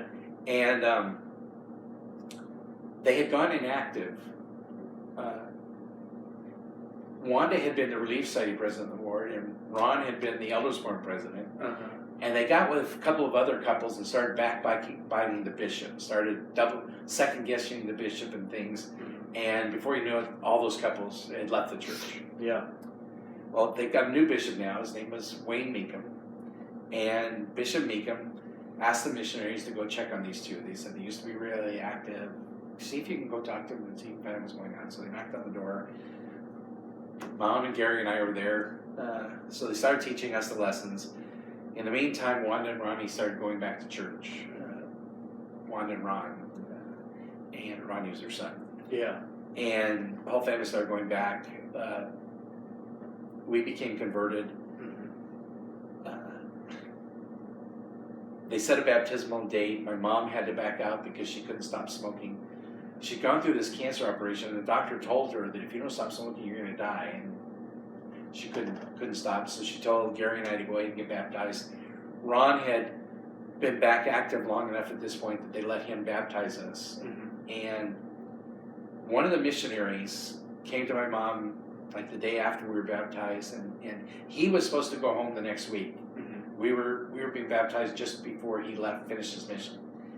And he came to my mom the next day and said, I talked to my mission president and I talked to my parents, and it was really, we were baptized in August. Mm-hmm. He was going to get off just in time to get back and enroll for BYU. Mm-hmm. He had already got 1 year in, and I think he wanted to be a doctor or something. It was something he needed a lot of schooling for, and it was imperative that he got back in and got right at it. And he came to my mom and said, I got permission to stay longer on my mission. I'm not leaving to stop smoking and join the church. she stopped smoking that night, joined the church 2 weeks later, and he made it back in time for school. And she's never smoked again since then. So now we're members of the church. We're starting to learn about church, and I'm learning why I shouldn't have been meddling in some of the stuff that I was meddling in. Yeah. And the Sunday after I joined the church, we joined the church like a week, 2 at the most, before school started. Oh, well, let me back up for a second. If we're going to get into this, so you can feel my mindset. Right. When we moved to Wanda's house, we got there, obviously, I just turned 14. Yeah. So I was just starting my 9th year. In California, as a 9th grader, I was a senior in junior high. Yep. I was a big man on campus. Yeah. And it was my last year of drama. And I was one of the leads. I mean, I had starred in 2 or 3 of the shows by that time, and I was just feeling all that. I was 5'1", weighed 95 pounds. But I thought I was a giant. Uh-huh. And so we moved to Maryville. You get to Maryville, it is overcrowded, so they have it on split sessions. They have 2 sessions of school going. Oh. An early morning session that started at 7 in the morning and got out at noon, and another session started at noon and got out at 5. And you couldn't get all 6 classes in during that time period, so every day you dropped a class. So you had to remember which classes that you were supposed to be at, and your classes rotated up. So like my first day of the week, I wouldn't have PE. Second day of the week, it was the last hour. By the end of the week, it was first hour. So during the winter, it was 7 o'clock in the morning, freezing to death in our gym shorts. It was not a fun thing. And not only do I find out that I'm in this ginormous school, thousands of kids, and overcrowded and everything. I don't know anybody. And in Arizona, they had a law you could not take dramatic arts till you were a sophomore. I was already in advanced theater in California, and I wasn't even allowed to sign up for a drama class. The one thing that I had learned to love that was my anchor, and during the worst time of my life, it was taken away from me. I was devastated. Yeah. We were not members of the church during that year. We didn't join the church until the next summer. So, I'm going to school, and I'm lost. I'm just going through the motions. And I'm walking down school one day, and I see this poster, and it says auditions for Cheaper by the Dozen. And at the bottom it said, all grades welcome to audition. And so I went and asked somebody, is that true? Can freshmen audition? And, yeah, you can audition. So I went and auditioned, and I got a part in Cheaper by the Dozen.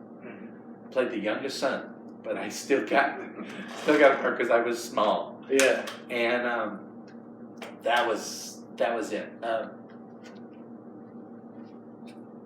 You've probably heard of a thespian. Do you know what Yeah, a I thespian just figured that was the fancy name for an actor. It is a name Or for stage actor, anyway. Thespian is Thespis was the first Greek actor. Oh. And so there was a society created called the Thespian Society, which was a society for actors. Okay. Still exists. And you could become a thespian, but you had to earn your way in. And I don't remember the specifics, but you had to have at least one sub-minor role, not minor role. It had to be at least a supportive role. You had to have a certain amount of hours doing stage work, stage construction. You had to have a certain amount of hours doing lighting and sound, and you had to have a certain amount of hours doing makeup. In most high schools, you were probably 16 by the time you got all those hours. I did it in 2 shows at age 14. Because my mom would drive me off at 7 o'clock in the morning. Yeah. I would finish school at noon. she wouldn't pick me up until 5 o'clock when she got off work.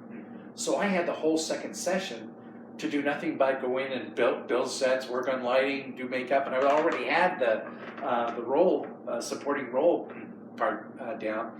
That was we built a 2-story house on the stage. The stage was that big. Yeah. And obviously the side on the audience side was open, but the rest of it was solid. And we had ladders going up to the upper staircase in the back so that we could in or out onto the second floor. And that show was my life, saved my life. I met Dawn Jeffrey, who later did become a well-known actress. She actually runs a company right now where she mentors child actors. You remember Seventh Heaven? Yeah. The 2 youngest? She was their coach. Wow. And she actually did a couple small She might parts. have been the best. They might have been the best ones on the show too. That's interesting. One of them was the littlest one. The girl. Yeah, Yeah. the curly-haired girl. Dawn got paid to work with her and help her, coach her with her lines and all that. Which makes sense that at some point she was on the show. Like she was a guest star. I don't know if you remember this particular episode, but I'm trying to remember the little girl's name. The character's name is Ruthie. I Ruthie. don't know the yes, that's what I was trying to think actress's of. name. In this one episode, Ruthie has this television show she loves about a dinosaur. And the dinosaur it was comes, like Barney, but like they just reinvented Barney. Yeah. And then she accidentally sees the actress inside. Yes, which That was her. That was Dawn. That's what it was. Dawn I played remember that part. because her dad had her come over to the house because she wanted And to like her dad and explain her it had to her and all dated that. before That's she got right. married. There was a whole backstory. Yeah, there was all this backstory. Yeah. Yeah. Well, that's Dawn. That's great. And Yeah. I met Dawn in Cheaper by the Dozen. Dawn played my little sister. She was the only one smaller than me, but she was a year older than me. I had a crush on her the whole time I was in Maryville, but she never knew who I was. I mean, she knew my name, but one of the things I remember about the what made drama so great, saved my life in Maryville, is I didn't know it at that time, but the drama director was LDS, and so the kind of shows and stuff she picked were really good, uplifting shows. And when we would have cast parties, she would come to the cast parties and make sure that there was no hanky-panky and everything was above board. We would play games and stuff that were fun games. I mean, one time I remember we went on a park and played Red Rover at the middle of the night because it was after the closing show. Yeah. After Cheaper by the Dozen, we were at somebody's house having the cast party, and they were playing a game called Honey, If You Love Me, Won't You Please Just Smile. You ever play that game? Yes. And somehow I lucked out that Dawn ended up being the one trying to get me to smile. She is in my lap, cooing and playing with my hair, and I was a consummate actor. She did not break me. Yeah. But, it was all I could do not to break. It was to have Dawn in my lap and have her arms around me. She has no idea how I was melting. But those were fun times. I made a lot of good friends, and we were doing good, wholesome things. And then when I came back my sophomore year, I'm LDS, and I'm finding out that my choir director and my drama director are both LDS, and that was cool. So many people, when I came back the next year, and I'm now Mormon, they're going, "You?" I wasn't a bad kid, but I just, I had never acted like an LDS kid because I wasn't one. And but we did Cheaper by the Dozen. Oh, one of my scenes, if you know the story of Cheaper by the Dozen, the father was a good guy, but he's very strict, and he was an efficiency expert. Okay. And so he made really good money and was well known all around the world. He wrote books, and this is a true story. Okay. And he would do stuff like he would go to companies and observe them and find ways for them to improve how they did things so they they could do the process better and make more money and more efficiently and more quality stuff. He even 3 of his kids. He had a dozen kids. They had a dozen kids. 3 of the kids got tonsillitis at the same time. So he ended up talking the doctors into doing the operation in his house. Mm-hmm. They took the dining room and turned it into an operating room. And he brought cameras in and recorded all 3 of the tonsillectomies of his kids so that he could analyze them and find better ways for the doctors to do tonsillectomies. And he did. He found ways to improve what was he was that kind of person. So he would do things like the kids were not allowed to waste any time. Yeah. When they were brushing their teeth and getting ready for school or in the bathroom cleaning up, they had to learn languages. They all had different languages. My part was to learn German. To this day, I can still say "Der Milch ist gut," "Der Wasser ist kalt," and I think that was the only 2 lines I had to learn. They had the German teacher teach me those 2 lines so that I could say them in the way. And so the kids wanted a dog, and he did everything by democracy. They could vote for things, but he had it was a dictatorial democracy. He could overrule things that he didn't like, and he broke all ties. Yeah. And they wanted a dog, and they were trying to get him to vote for this dog, and he would not vote for it. And finally, something happened, and he ended up having to give in and get the dog, and they ended up getting this sheepdog. At least it was a big dog. In our show, we used a sheepdog, full-grown sheepdog. Remember, I told you I was 5'1", weighed 95 pounds. This dog outweighed me. And this one scene that I had in the show, they had been trying to talk him into a dog, and finally they win. And the very next scene, you see the dog for the first time. Yeah. The dog that they end up getting, he's hoping for a little dog, and then they've got this ginormous sheepdog. And it was set up so that the father was calling all the kids, and myself and one of the other brothers were supposed to enter from the top bedroom with this sheepdog and come down the stairs and come running down. And this is the first time the audience sees this huge sheepdog as it comes bounding down. And I think the sheepdog was supposed to knock the dad down or something, but or at least jump on him. And so we've got his leash, and our job was to get him up. We had to get him up this ladder. There wasn't stairs on the back, it was a ladder. We had to get him up this ladder to this little perch behind the set to enter the doors. And the only way we could get him to go where we wanted him to was to hold hot dogs in our hand. And he would follow our hand with a hot dog. So I had a hold of his collar, and I had the hot dog, and I'm trying to work my way up this stairs with this huge sheepdog. We couldn't both go up the stairs together. And the other guy was still on the stage. He would come off and join me. So it was my job to get him up there. And we had done this a couple times, but a few times during rehearsal. So opening night, I'm working to get this stupid dog up here. I get to the top step, and this monster pushes off with all 4 paws. And over we go backwards with him on top.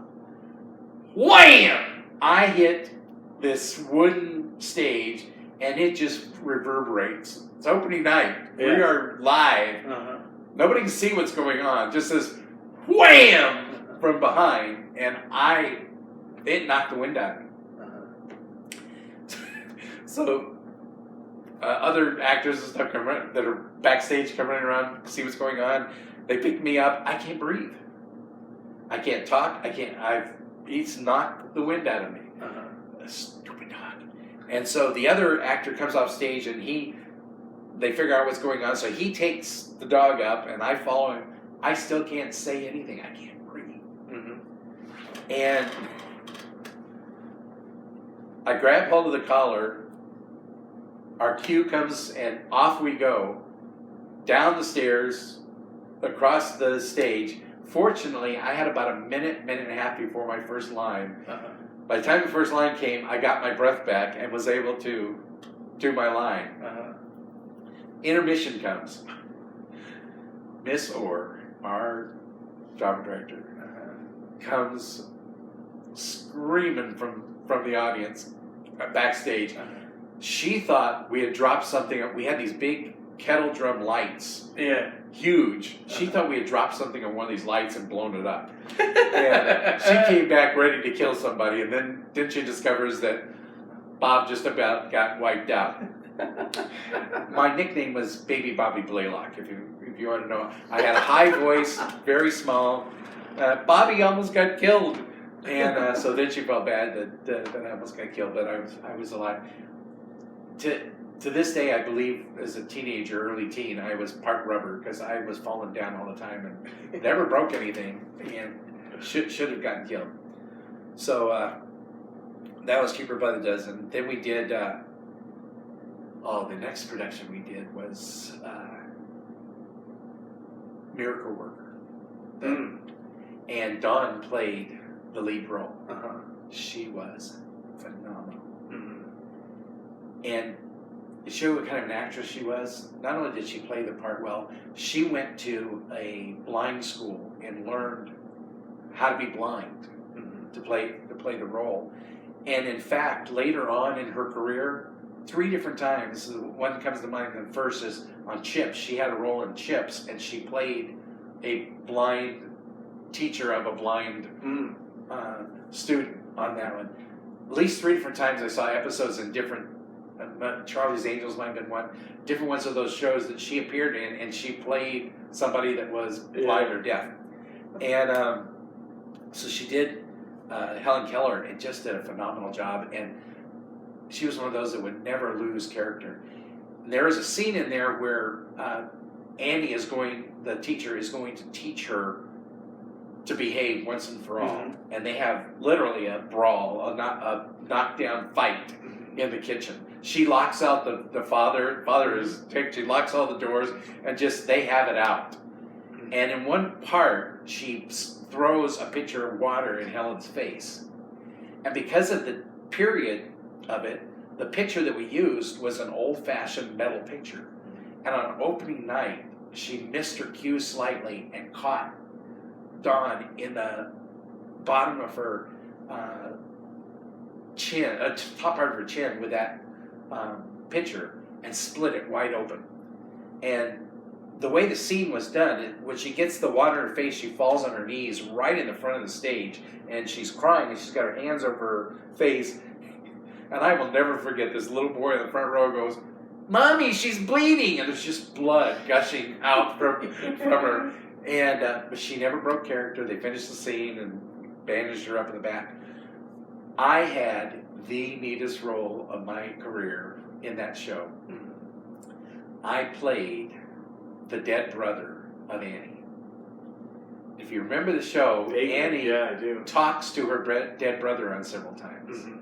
And I got to be the voice that she talked to. And the final scene that the brother is in, she is remembering when he died. And I remember one of my lines distinctly was, "Annie, does it hurt to be dead?" And I'm in the back on a microphone. Yeah. So the audience is hearing me crystal clear. And then something like, Annie, why are they taking me away? Annie!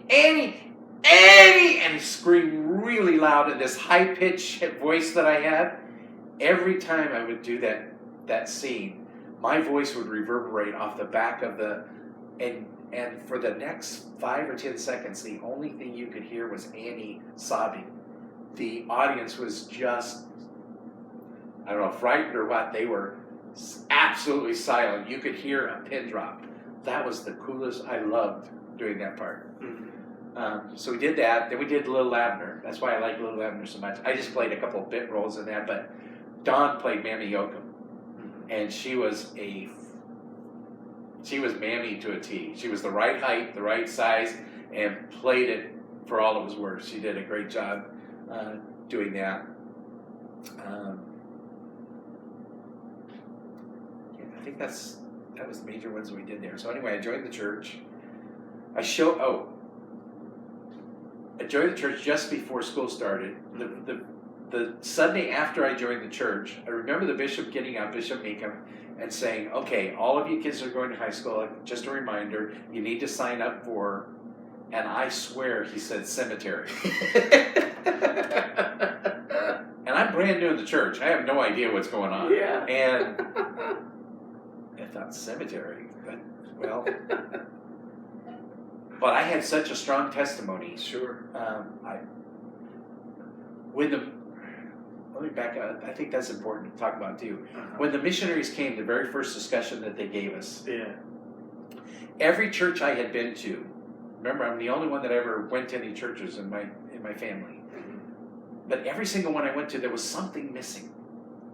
And they all talked about angels appearing and prophets and things, but when I'd ask them about them, they would say, those don't belong anymore. We don't have those anymore. And I kept getting these things like from the priest, I will tell you what you need to know. I will tell you what you need to believe. None of that stuff felt right. The missionaries come in, they teach the Joseph Smith story. And I can remember, I was 14, almost 15 years old. Same age that Joseph Smith was when he had his first vision. They're telling me about this boy my age, see God the Father, Jesus Christ. And I absolutely knew that instant that it was true. There was absolutely no doubt that what they were saying was true. And then they said something that almost floored me. Don't believe what we told you. Ask God. If it's true, and if there really is a God, He will tell you. Everybody else had said, believe what I'm telling you. These guys said, ask God. That made sense. Obviously, I prayed about it. I read the Book of Mormon. And I just knew. There was just no doubt from that point on. Yeah. Never once in my whole life from then have I ever doubted that. I've learned more about it, gotten stronger testimony, but I knew, just a forceful knowledge that it was true. Yeah. So when the bishop told me I had to sign up for cemetery, all right, I don't know what it is, but let's go for it. So I signed up and I showed up the first morning, and Brother Mosdale was our teacher. He's the one that I just went to the funeral to. Went to his funeral a couple weeks ago in Utah, and he was great. Yeah. Couldn't have asked for a better seminary teacher. Unfortunately, he only taught a couple more years, and then he ended up going back to school and becoming a mortician because he couldn't stand teaching anymore. But he loved us, and we did some fun things together. I don't know if it was because we did Little Abner and they were trying to stay with that theme. We had a Sadie Hawkins Day picnic. And before we had eaten, we had a Sadie Hawkins Day race. They gave all the guys a head start, and then the girls went and picked who was going to be the partner for the rest of the day by chasing them down. Well, me and one other little guy, we scampered off into the mountain, South Mountain, and hid. And I don't think too many were chasing us anyway, so we got away pretty quick. And then some of the girls grabbed some guys immediately. Vaughn, that I've been spending so much time with him, that's where I met Vaughn. He was a freshman that year, and I was a sophomore. And he's one of the ones that got captured. And then we're sitting up on this little cliff while they're still trying to catch some of the guys. And then we noticed Brother Mosdale come out of nowhere and grab a guy and haul him over and give him to a girl. He was getting paid off like the guy in the show to go capture guys and bring him back. And then after everybody got captured, then the two of us came down and joined the rest of the group. We never did get captured. That's what happens when you're small and known as Baby Bobby Blaylock. So as far as like transitioning into your own fatherhood, would you say that there are any other figures that would be worth covering before? Brother Mosdale was one. Okay. Brother Mosdale was probably my first that I really. I got really close to him because, remember, we're on double session still. Mm-hmm.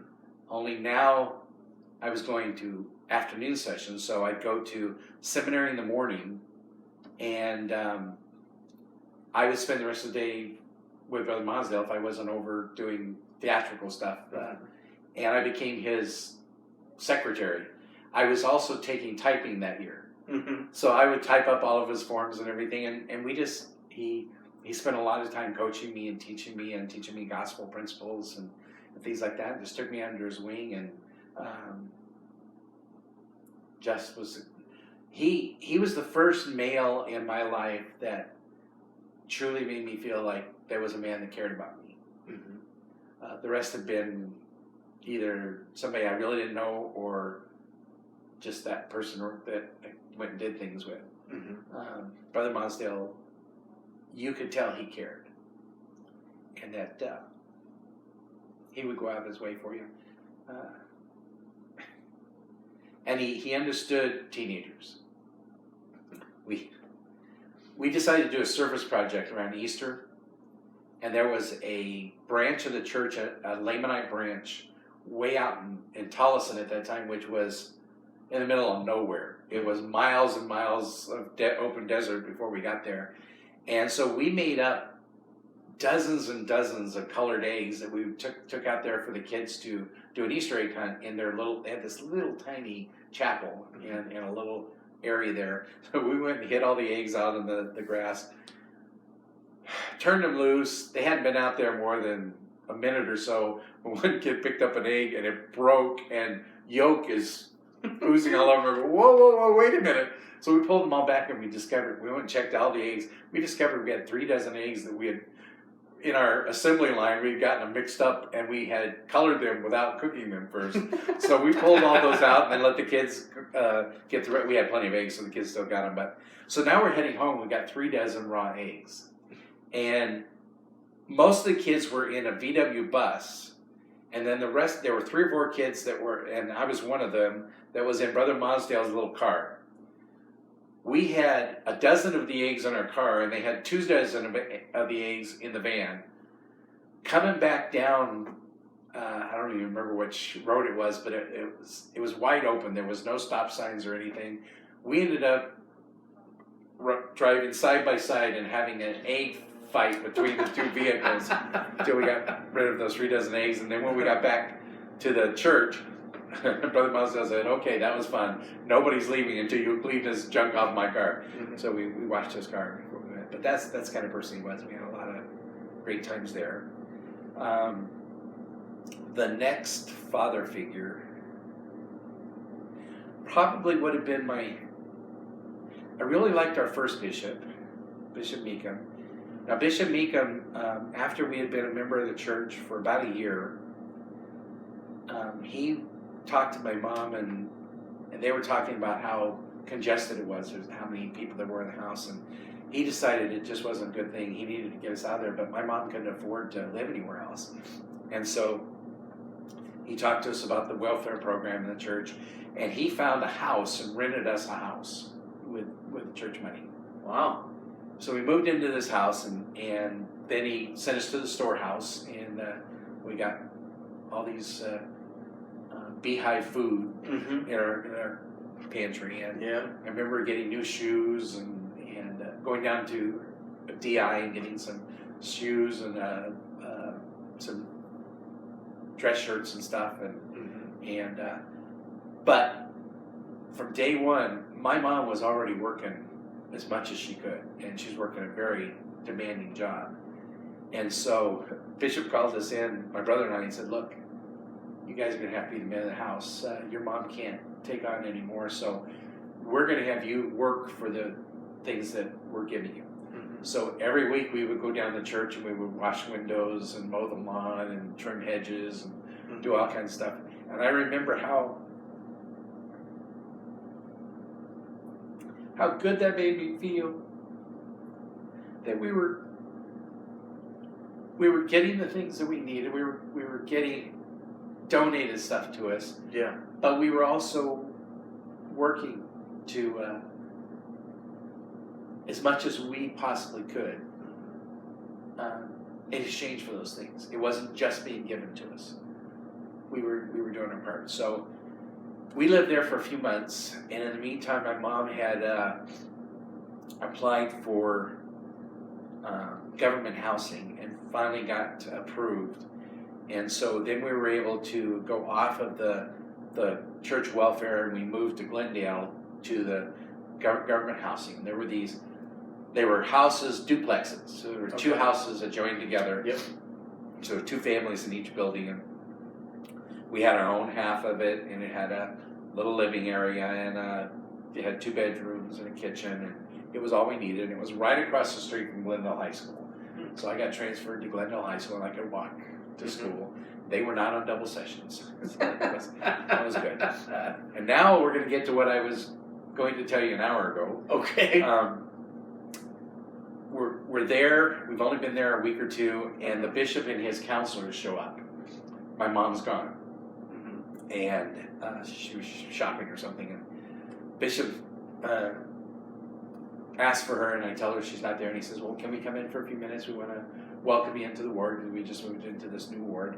Sure. And it was Bishop Huber, and Bishop sat down. He talked to Gary and I for a little bit, and welcomed us into the ward, and then said, "Well, since we're here, can I at least go over the records with you and make sure that the records we have are legit?" I said, "Yeah." And so he's reading the records. He reads my mom's name, and at that time she was an Adkins. She still had Happy's last name. Okay. And then he starts naming off my sisters, and I knew about the 3 sisters. Then he names off this Eddie something or other, and then he says, "And there's you, and there's your brother." And I'm going, "Time out. Hold it. Something's wrong. You've got a boy in there that doesn't exist." My mom had always called me her number 1 son. Always told me that I was the oldest boy.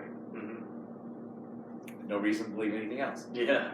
And I said, "I don't know where you got him from, but he doesn't exist." He says, "Okay, well, just tell your mom there's a mistake in the records and we'll fix it." So my mom comes home. He leaves, and my mom comes home, and I said, "Hey, the bishop came here. He seems like a really nice guy." And I said, we went over the records. And I said, "Mom, something's wrong with your records. It's got this boy that's a couple years older than me named Eddie." She bursts into tears. And I'm just standing there, and I'm what, 15, 16 now? And I go, what's wrong? And she goes, "Well, I've just never told you about him." And then she goes and tells me the story that she'd been married to this other guy. Starts with a C. I have to look it up again. I should know it. I've gone over it 100 times in my genealogy. She'd been married to him, had a son, and they weren't getting along. She and he were not getting along, and he just moved out in the middle of the night without her knowing it and took the boy. And for years, she didn't know where he was. I later found out that my sisters were trying to track him down. They couldn't find him. That was before internet and things like that. It was harder, heck, to find things. And and I finally tracked down who we think is him in Texas. By the time we found him, we started sending some letters there saying, "We think that we're related. Can you contact us?" And didn't hear anything, and finally got a letter from a relative that opened one of the letters we sent telling us that he had passed away. So we missed him. But so I've got a half brother out there that I never met, never knew. That my mother just didn't talk about because it was too emotional for her. Wow. All right, so now father figures. Bishop Huber was definitely a father figure. And there was never a fathers and sons that I ever felt left out. There was always one of the brothers that it was either an advisor that I had at the time or a home teacher or something that always stepped up to the plate and always took care of Gary and I and made us feel like part of the family, took us to those things where you would normally feel out of place because you don't have a dad. I never felt that. I think Gary did a little bit every once in a while, but I never felt that. Then we moved. my mom got a job at Sure Electronics. Mm. And finally started making halfway decent money. And we finally got to the point that we could, well, she was making good enough money that they were charging us, they had upped her, what she owed the government so much that it didn't make sense to stay there anymore. We were able to rent a little house. And so we did that. And we moved in right down the street from Brother Relaford. Brother Relaford he was just the sweetest guy. And now I'm the man of the house. We've got this little Rambler Classic that my mother refused to teach me to drive. She made me go to driving school at school, take the driving course at school. I got my license, and then I came home with my license. She hands me the key to the Rambler Classic. Now, I had learned on a non-matic. The Rambler Classic was a 3-speed stick. She said, "Here." Is it like 3 on the tree? 3 on the tree. Go figure it out. So I hiccuped around the block a few times until I finally figured out how to shift right. I mean, I've only seen one driven, and it looks like. How do you find the gear, man? Well, she explained the trick is getting just enough gas as you're releasing the clutch. If you don't, that's when you get the hiccup. If you learn to give it enough gas as you're releasing it, it's a very smooth transition. If not, you cough all the way down the street. And I coughed quite a bit on the street until I finally figured it out. Yeah. She taught me the basics and which directions to go for which gears and stuff and how to use the clutch, but then you're on your own, go drive it till you figure it out. And so I did that, and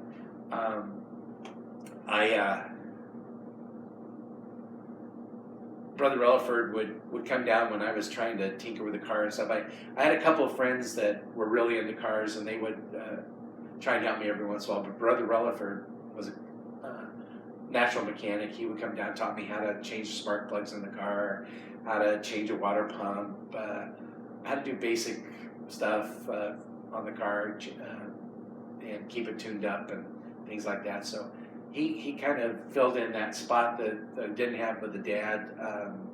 That was really cool. And he was a great storyteller. And the one story I remember most, he was a cowboy through and through. And he had grown up literally as a cowboy out running cattle and riding horses and the whole 9 yards. And when he was in his early 20s, they were catching wild stallions and breaking them. And much like some of the movies you've seen, there was this one stallion in the herd that stood out, and it led the herd, and nobody could get close to it. They couldn't get a rope around it if they tried. And it was everybody's goal to get that stallion and bring it back and break it.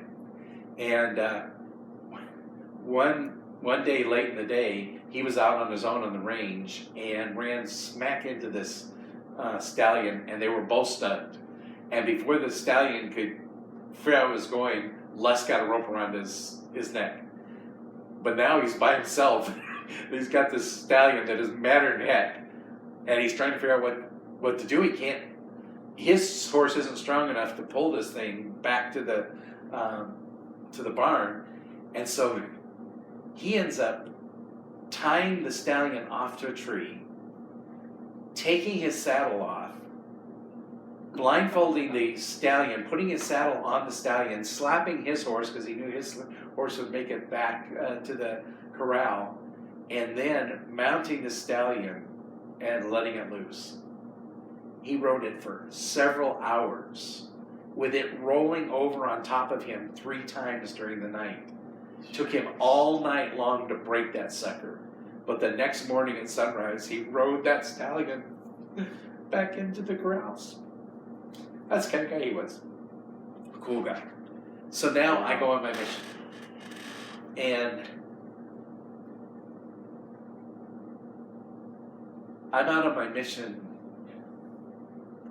4 or 5 months, and I get a letter from my mom. Guess what? I got married. I'm going, what? I married Les. So now she's Sister Relaford. Wow. And I'm thinking, that's cool. I'm going to finally have a dad, and this is somebody I can relate to. He's helped me out over the years. 4 or 5 months later, I get another letter. I don't really want to send this to you, but I really need to tell you, Les and I just got divorced. I think, what in the heck? Come to find out later, my brother and his daughter were the youngest in both families. Both of them had their own kids. All the rest of the kids were out of the house, but those two were still at home. They fought like cats and dogs. She considered herself to be a witch and was into black magic. Gary was running with a motorcycle gang at the time, and had already spent some time in juvie and was having all kinds of problems. So Les and your grandma were really struggling with these two, and then the older siblings from both sides got involved and started. His kids would tell him to do one thing, her kids would tell her to do something different, and they were just splitting them apart. And they finally decided this isn't worth it. We can't do this. So they had an amicable separation just because their kids couldn't get along. Wow. They got along fine, but their kids couldn't get along. So I ended up coming back to no dad.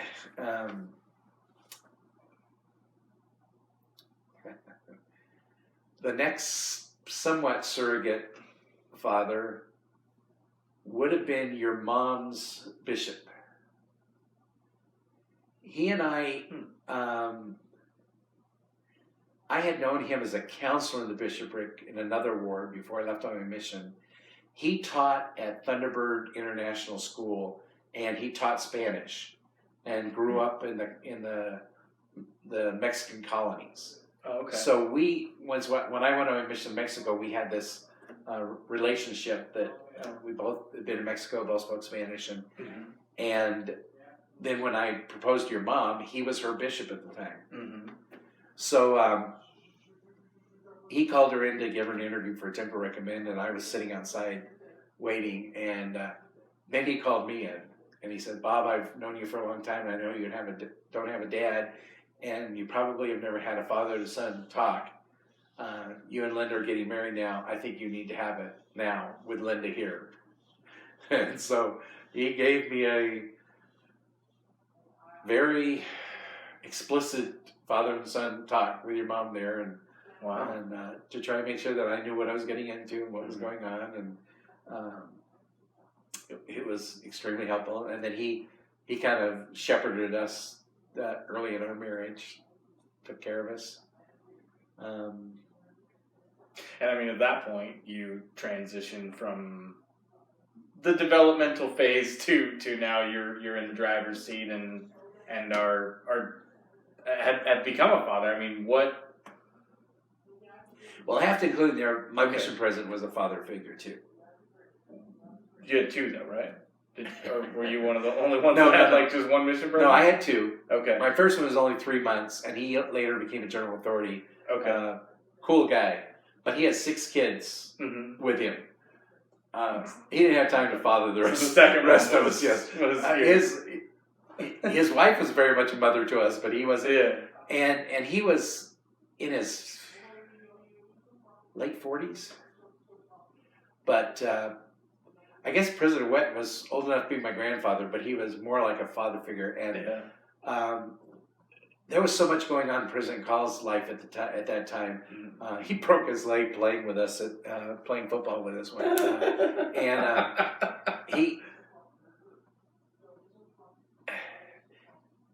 He had let things get pretty lax.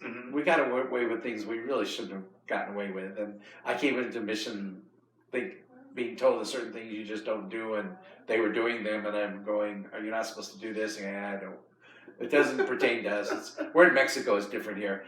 President Wetton got there. His first 4 weeks, he excommunicated 2 missionaries and sent them home. And we're going, okay, things have changed. This is back to where we're supposed to be. Where's the White Handbook again? What am I? Yeah, things changed really quick. And there were several times in one-on-one meetings that he had the kind of conversations that I needed, that a father would have with you that I would have never gotten if he hadn't. And one of those was when he was telling me that I might be It's a meeting after you sent me a letter telling me that if the things I've heard are true, you're going to get sent home. I was, I made some mistakes. Fortunately, I finished my mission, so they weren't serious enough for me to go home, but close enough.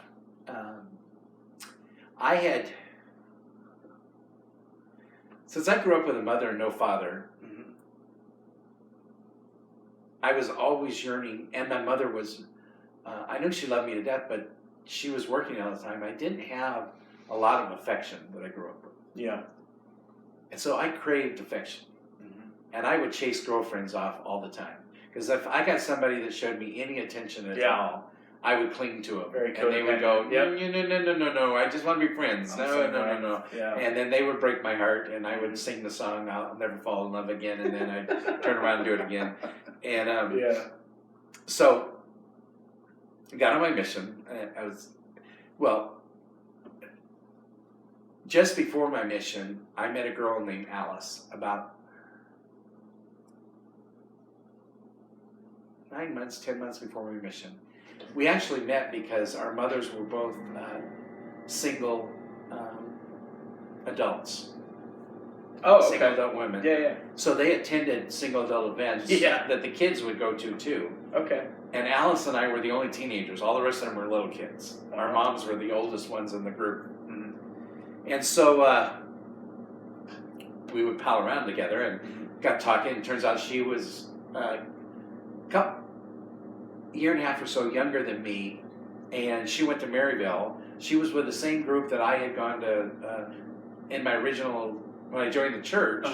Yeah. Got to talking more and discovered that her dad had been one of the state missionaries that taught me the discussions.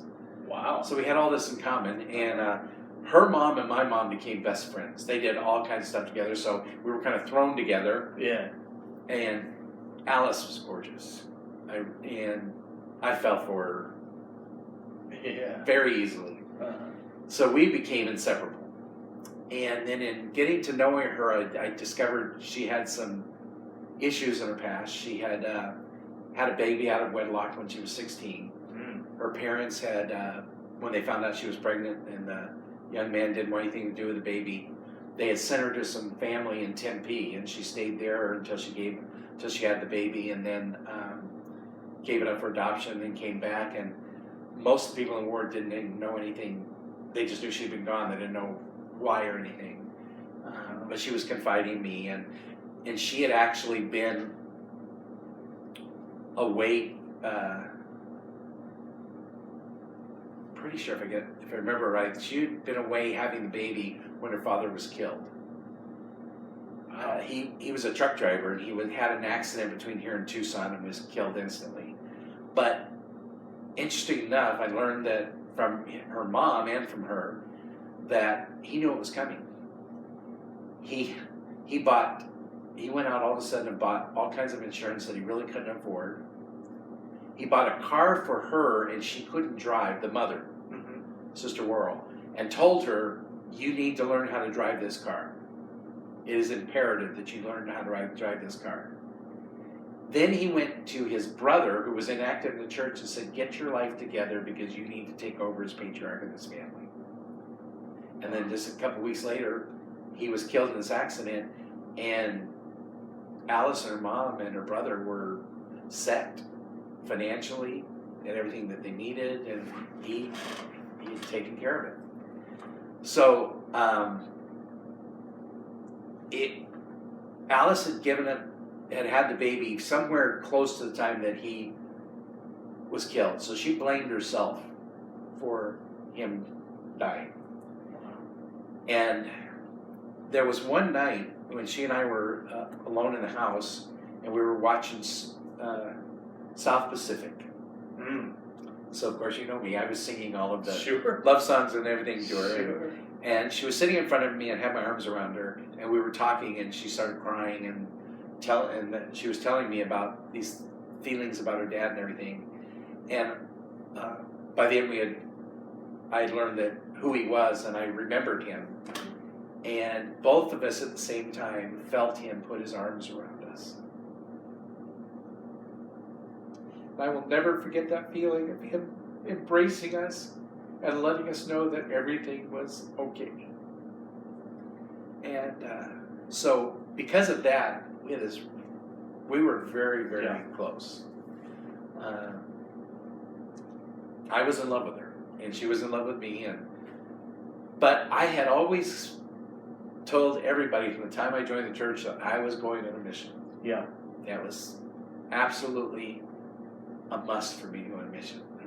And she was fine with that until I turned my paperwork in. When I turned my paperwork in... As you said that, I just realized who this is. Okay, because I've heard this part of the story. Alice gave me an ultimatum. Wow. It's be on a mission. Yep. And I said, I'm sorry. Mm-hmm. I would love to marry you when I get back, but I'm going on a mission. So she decided to make me jealous and broke up and started dating this return missionary who was taller than me, more handsome than me, was everything I wasn't. And so I became the old Bob, and I just became introverted. To suck myself back in. I would still go to activities and things, but I was just dead. And if she was there and with him, I would leave. I just couldn't stand it. And so my mission call came, and I was so excited. I was going to Mexico City. You might be interested. Did I ever tell you that I almost didn't survive the day I got my mission call? I don't remember you mentioning anything happening on the day. Huh? My mom had bought a house by this time, and it was out in a Hallcraft Combs at 59th Avenue in Thunderbird. We were the only subdivision out there. Everything around us was cotton fields. It was out in the middle of nowhere. Mm-hmm. The only thing out there besides our homes was a Circle K. It was on 51st Avenue in Thunderbird. Mm-hmm. And 51st Avenue was a dirt road. Mm. And we lived on the opposite side of this little subdivision. So I got my call, and I was so excited, and I decided I had to tell Alice about it. So I get in my car, get out on Thunderbird. I'm heading west on Thunderbird, coming up to the Circle K. Some bozo coming up 51st, the dirt road, decides to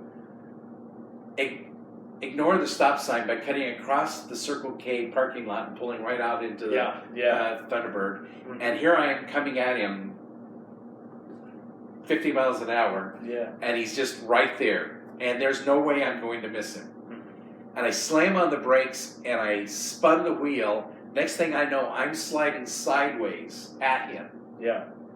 And now he's trying to speed up. And then I spun the wheel around the opposite direction and spun the car the opposite direction, and I just missed him coming around the other way, and I ended up on the side of the road facing the opposite direction I'd been driving. And he just drove off and left me. And I thought, boy, they weren't kidding when they said Satan's going to try and stop you from going on your mission. He just about took me out here. So I went ahead and went to Alice, and now I tell her about the mission call, and now she just melts and starts apologizing and saying she's sorry, and she was just trying to make me jealous and really doesn't want to break up. And so we get back together. And next couple of weeks, everything is pretty good. I had like 6 weeks from the time I got my call to the time I had to leave. One other thing important that fits in this whole thing. Before I got my mission call, my paperwork hadn't even been sent out yet. I had just had my interviews with the bishop and the stake president. Mm-hmm. My bishop, Bishop Huber, who had been as close to a dad to me as anybody,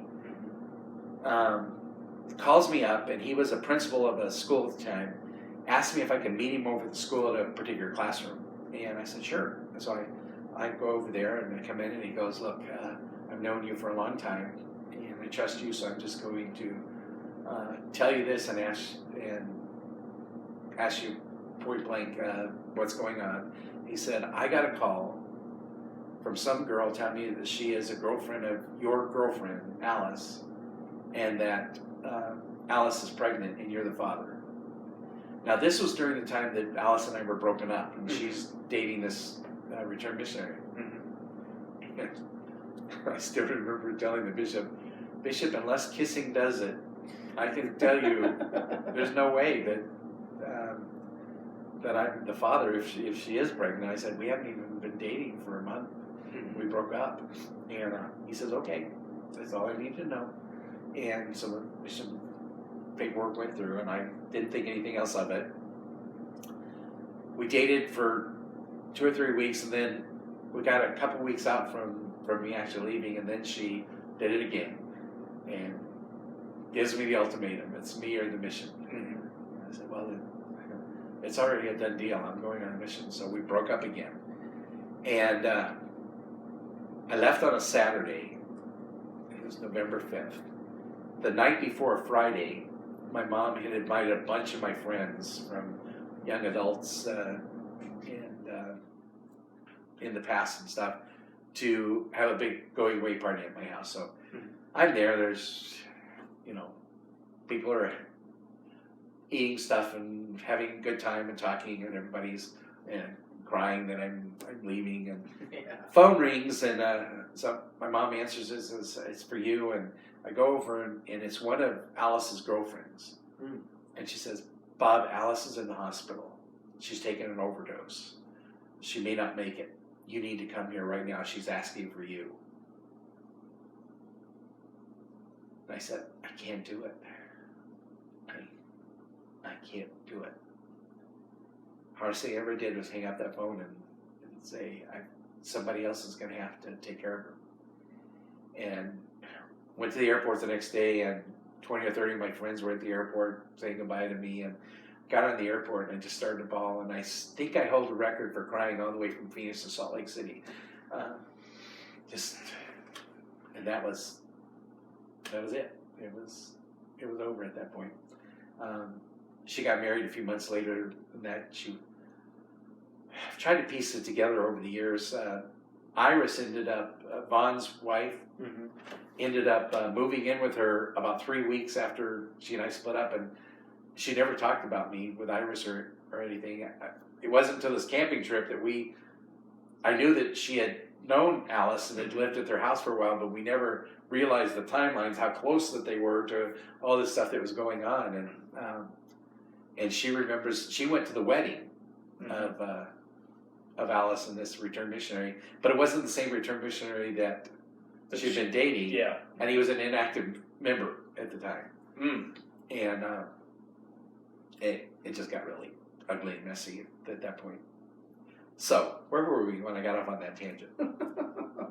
We're getting to my own kids. Yeah, exactly. I mean, we followed the father figures through the mission, President Wetton, and some father figures that you already talked about pre-mission as far as bishops and things seemed to kind of, and I guess Mom's bishop had filled in Bishop Smith the man-to-man talk. Bishop Smith was another father figure when I was 16. He was a really good guy. I really love Bishop Smith. Talking about Emmett? Emmett Smith. Okay. He became my father figure when I started trying to date his 15-year-old daughter. And I had more than one time that the bishop yanked me into his office and had some conversations with me. I did actually date her once she turned 16, I dated her for several months, and he had several discussions with me during that time. But he taught me a lot. I learned a lot from Bishop Smith too. He was a great father figure. So then, in fact, I broke a date with your mother, second date I had with your mother, to go propose to Emmett Smith's daughter, Becky Smith. Later realized what a stupid thing I'd done, and we both agreed that was not the right thing to do. And then later got married, and I told you her bishop, Bishop Call.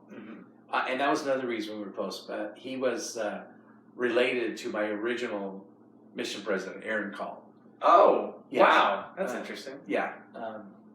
He was like a nephew or something. Yeah. So there was a cool connection there that we had. So then I finally got smart and married your mother. Uh-huh. And your mother was one of the things President Bishop called Yeah. when he had the two of us in together. He said, "Your mom was 28 at the time, and I was 22." He said, "Are you thinking about having children?" I said, "Yes, we want to have children." He says, "You need to do it quickly. Linda's not getting any younger." So we think your sister came to be on her honeymoon. Cute. Because she was born, there were people counting. She was born like 9 months and 2 weeks after after we were married. I think there were some that were trying to prove that it was shorter than that. But Do you? It's just I feel like this is where I'm ill suited to even conduct this interview because I just don't even have any personal experience with what it's like when a woman that you love says I'm pregnant or the 9-month period of that just any of it. I was absolutely ecstatic to find out we were having a baby. Didn't care if it was a boy or a girl. I couldn't be more excited to be a father, and your mother was very excited too. And I was teaching seminary at the time, early morning seminary. I had a freshman class that I taught, and they had been monsters, absolute monsters. I'm not lying. I started. Bishop Smith was the coordinator for seminaries, and they had 4 teachers, one for each class for the early morning classes. They had enough kids that they had one teacher for each class. The freshman class that year, Bishop Smith had first asked me if I would be a substitute teacher. So I had taught just about all the classes during the first semester, filling in for the other teachers when they couldn't be there. And there were 9 freshmen. One of them was the son of the then to be Governor Meekum. He owned Meekum Pontiac, very influential. I think he'd been a senator by that time, very wealthy. And I think I had at least one bishop's kid, a couple of counselors' kids. They were all somewhat privileged, and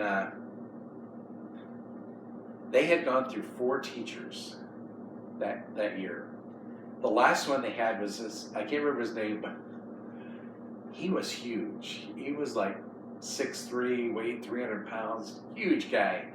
And they would just harass their teachers terribly. And they would pull pranks on them and do terrible things to them. They'd run off the other teachers. And this guy, they were getting to him too, and they tricked him into going out of the room somehow. And then they barricaded the door with a chair. And he was trying to get in, and he got so mad he ripped the doorknob off trying to get in. And that was the straw that broke the camel's back. He turned around and left and never came back again. So I get a call from Bishop Smith going, "I need you to step in and take over this class." They were hellions. Your mother will tell you that I would go to seminary, teach that class, and then I had about a 40-minute drive to work. I would cry all the way to work because they were just so awful. And I couldn't get through to him. Couldn't figure out how to get through to him. Well, your mom's pregnant with Jenny. And somebody, there was a lot of zero population stuff going on and a lot of people talking about abortions and stuff. And somebody had given me this pen that showed, it was supposed to be a replica of a 3-month-old fetus's feet. These tiny little feet. And it was like a Titech. And the seminary lesson for that morning was on, it was on abortion and why we don't do abortions. And I'm trying to figure out how to teach this lesson to these monsters that won't listen to me anyway. And so I came in and started talking to him, and I had this little pen. And I said, "Do you know, I have a little baby in my wife's tummy right now whose feet are just like this." She was 3 months along. And I just kind of got pensive and started thinking about it. I was talking to him about how can anybody want to do away with an innocent child like that? And I got into my own little world, and I was talking to myself as much as anything, and I kind of lost track that the kids were even there, and I was teary-eyed like I am now, and then all of a sudden I realized where I was, and I look around, and all 9 kids are sobbing. I never had any trouble with that class after that. That was the turning point where we connected. Once we connected, everything was great. So, I couldn't wait for the baby to come along. Back then, we never found out what we were having until it got there. So, I was at the birth. I was a printer at the time. I was actually managing a small one-man print shop. And the company, Speedo Copy, they owned a main print shop that had several people that worked there, did all kinds of color printing and stuff. And then they had 3 satellites. I was one of the satellites where we only did black and white printing and offset printing. It was pretty simple to do. So they had made arrangements. They knew Linda was pregnant. They made arrangements that I would call them when she was ready to go to the hospital, and they'd send somebody down to replace me. We'd gone through the Lamaze classes. They taught us everything we needed to know, and they kept telling us over and over again, once she goes into labor, don't panic. You got hours before that baby's going to be there. So don't panic. Just take your time. And so I get the call. It's, as I remembered, it was early afternoon, and I get the call. I call my boss and say, hey, my wife's water just broke. That's the call I got. My water's broke. So I knew we've got to get to the hospital. And I was probably a 40-minute drive from the house. So they send somebody over real quick. The guy's coming in going, get out of here, go get your wife. I go, well, wait a minute, you need to know what I'm doing. And I got this job to do at this time and this job. He goes, I'll figure it out. Get out of here. You got to go get your wife. And I was just as calm as could be. And now we got plenty of time. They taught us all this. Everything's fine. I get in the car and I drive calmly. I don't do the mad dad dash. I get to there, and we lived in a little, this older couple, the guy, they were members of the church, had built 3 little apartments. They're all attached together in their backyard that became their support when they were retired, and he had passed away. So this sister rented these little apartments out, little 1-bedroom apartments to LDS couples. So both of our neighbors were also members of the ward. And we parked in the back and walked down the side. And I got out, and I'm walking down the sidewalk, and Linda's coming out the front door with the next door neighbor, the lady, and she sees me and she's going, what took you so long? She's going to deliver this baby any minute. I'm going, what? No, we've got lots of time. And she's going, her contractions are 3 minutes apart. She's going to deliver this baby any minute. You got to get her to the hospital. So now I'm doing the bad dad. We get to the hospital, and they put her in a wheelchair. They whisk her off to the room because this baby's coming any minute. And they're going, but Dad, you got to come sign these papers. So I'm trying to sign these papers, and then they put me in the little thing, and I go rushing down to there, and I'm expecting the baby to be popped out, and nothing's happening other than she's having contractions. And so I come in, and doctors checked her over, and he says, well, you're fully dilated, and baby can come any minute, but it's not quite in position yet. The baby needs to adjust a little bit, but don't worry, it should be just a few minutes. And then he leaves. You just said it was going to be a few minutes. I can't deliver this baby. They didn't teach us how to do that. And the nurse would come in every once in a while, and for the next 3 hours, this baby, Jenny, just would not move. She was stuck in the same spot, and they put your mom on some medication to increase the contractions because she just wasn't coming out. Mhm. And the nurse would come in every once in a while and press on your mother's stomach and try to adjust the baby and everything. I've been watching her, and then they left for several minutes, and I'm panicking, so I go over and touch your mother's stomach, and she about threw me out the window. And I said, but the nurse just did that. No, she didn't do that. That what you did with her. Just leave me alone. And so she put me in the corner and told me it was all my fault, and she never wanted to see me again. And so then the doctor came out, and he came out with what I called salad tongues. And we had seen movies about this and how these tongues would squash the kids' heads, and they would come out with these cone heads and things. And I'm going, I don't want my baby to go through that. And so I'm praying like, hey, please do something. And about that time, they had crown, and Jenny came out on her own. So got a baby girl, and that was just the coolest thing to hold that little baby. And your mom was resting, and I think they may have given her something, gold to drink or something that she wanted, and then they took the baby away from me and said, we're going to let the mommy and the baby rest for a little bit, so you go away. And I remember that I was in the elders quorum. I was in the elders quorum presidency at the time. I think I was the secretary. And there was a softball game. There was a tournament going on. And so I wandered down to the tournament, and everybody's going, hey, you're late. What's going on? Because I was one of the key pitchers. And they said, where's Linda? I said, she's in the hospital. What do you mean she's in the hospital? She just had the baby. She just had the baby? What are you doing in here? They threw me out. And so I stayed there for a little bit, and then I went back and spent the night with your mom. And, well, got your mom. We went home that night. Wow. Yeah.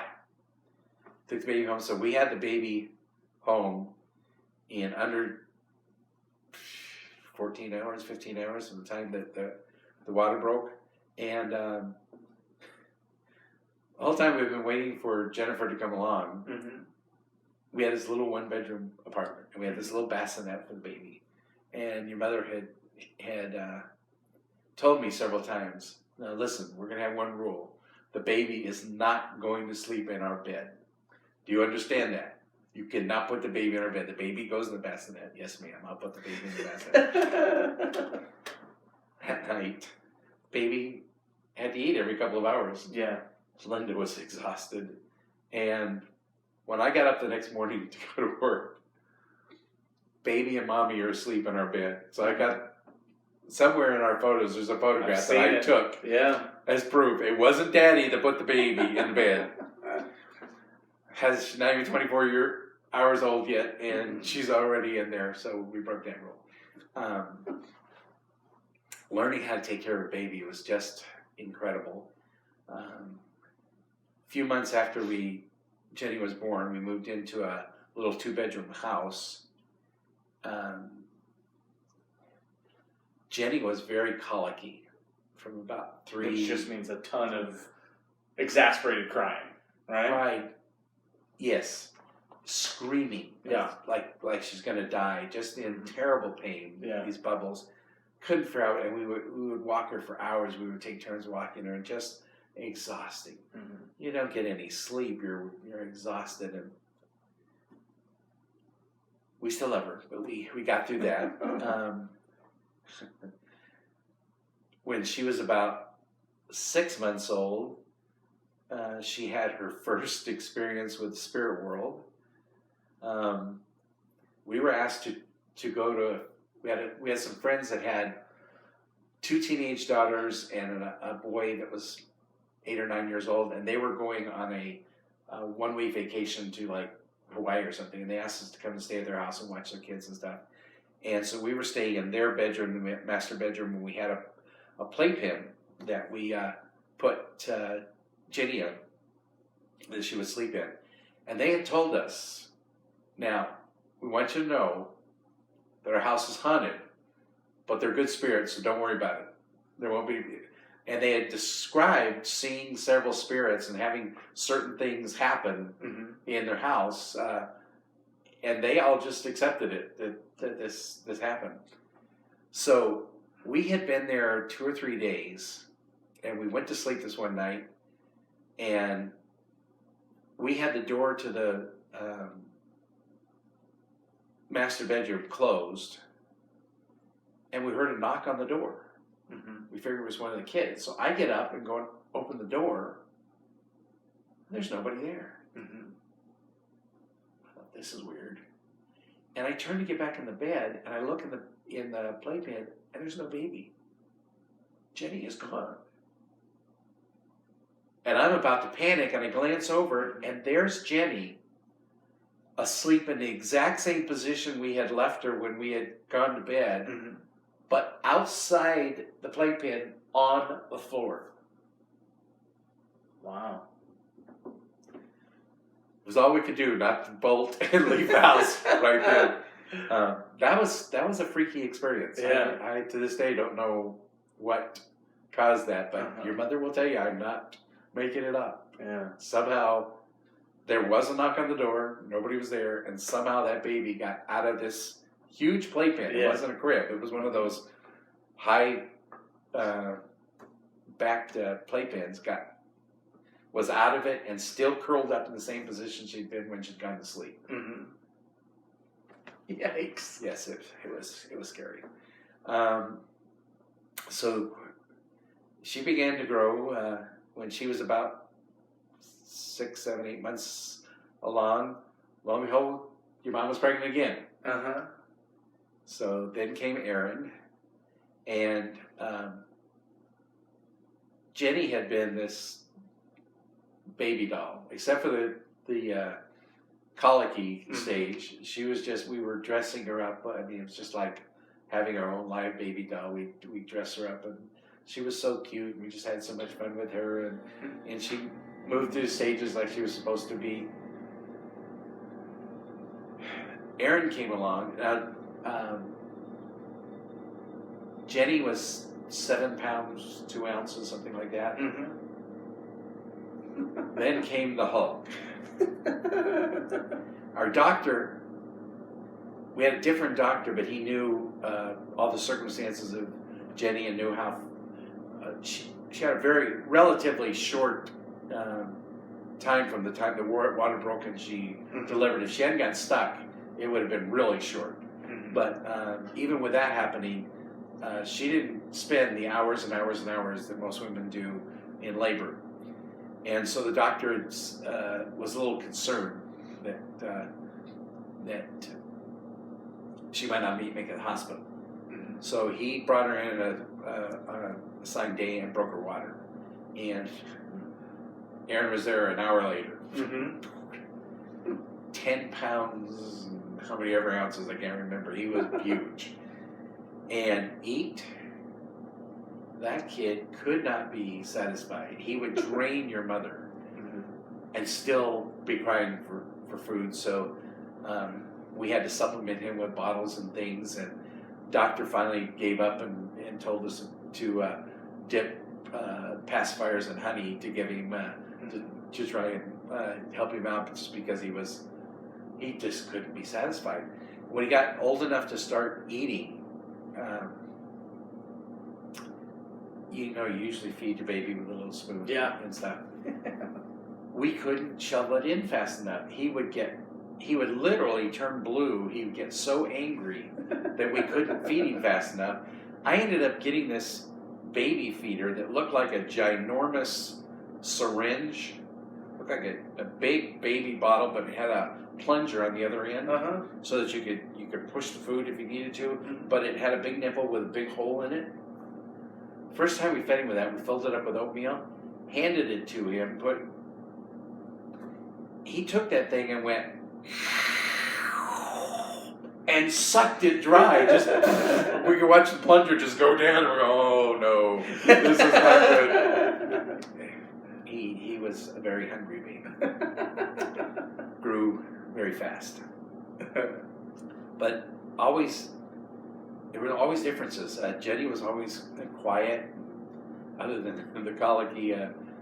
She was gentle.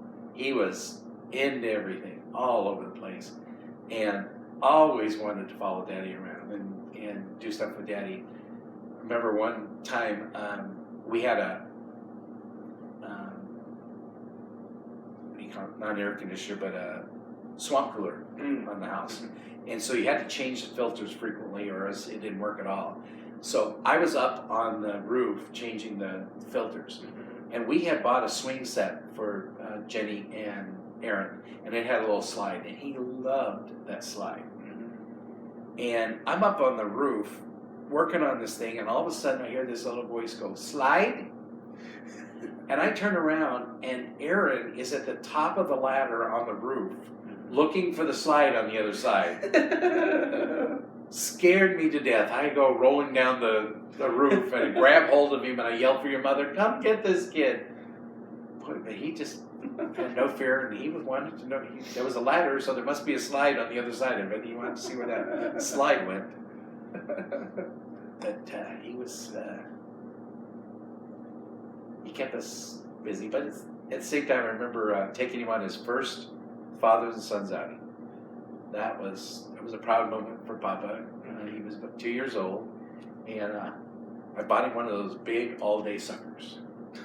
So he had the sucker almost the whole time that he was on the trip. And I didn't think I was going to get to do much because I was going to have to be chasing this 2-year-old everywhere he went. And in the afternoon, some of the guys were playing horseshoes and asked me if I wanted to play. And I said, well, yeah, but I'm not sure if I can with Aaron. And I said, well, just set him on that rock over there. We'll see him. He sat there just as sweet as could be for an hour or so. We pitched horseshoes, just watching the horseshoes going back and forth. He had his little lollipop and was very content. I was amazed because normally he would be up and out all over the place, but he did good then. Then 4 years went by, and then you came along, and this time by then we had moved out to Mesa, and we were an hour away from the hospital. Yeah. And doctor again was concerned whether or not your mother was going to make it, and but we waited, and our next door neighbors were members of the church, and I was elders quorum president at the time, and he was my counselor, and his wife was really good friends with your mom, so they were kind of taking care of each other. And he and I actually were at the temple. We had gone to an early morning temple session. And we come out and check in and find out that his wife and my wife have just left and they're on their way to the hospital. And she's having contractions. So we had to race them to the hospital. They beat us. Got in there and when we got there, they were putting your mom in a wheelchair and heading for the operating room or the delivery room because she was totally dilated and you were coming. And sure enough, less than an hour later, you were there, another 10-pounder, and just slipped right out. I don't know if she even had time to have any drugs or anything. But there you were. So now we had 2 boys and a little girl. Oh, I have to tell you this, you'll appreciate this. After we had Aaron, your grandpa, who was against the marriage in the beginning, thought that I was too young and that I wouldn't be able to support his daughter and that I was just marrying a mother figure because she was older than me. And finally had gotten used to me and was, especially when Jenny came along, then they were just ecstatic to have a little grandbaby. And then when Aaron came along, he pulled me off the side and said, well, you got one of each, it's time to stop. Yeah. I don't know how to tell you this, Dad, but we don't plan on stopping. And he was adamant. Yeah. So if your granddad had his way, you wouldn't have come along. Yeah. But you did. So now I've got 2 boys and a little girl, and you were totally different than the other ones. I don't remember.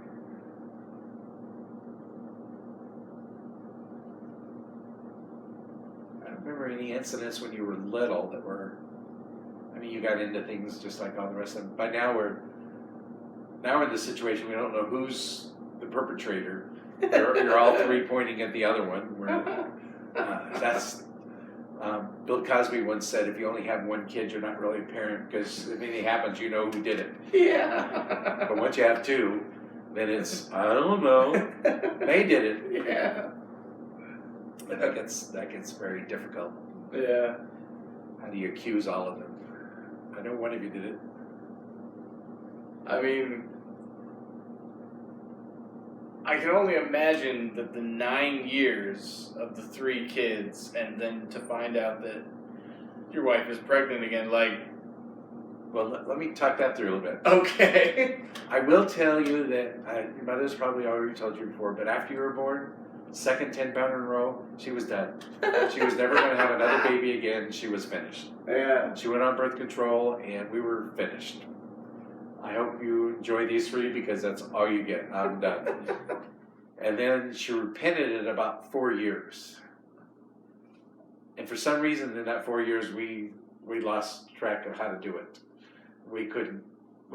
Let's try as hard as we could. She went off of birth control, and we could not have a baby. Wow. And we just gave up. We tried seriously for about 2 years. And just figured, well, I guess 3 is what we got. And then that would have been 8 years later. Lo and behold, she's pregnant again. Totally caught us off guard. Now, I get into big trouble during that pregnancy.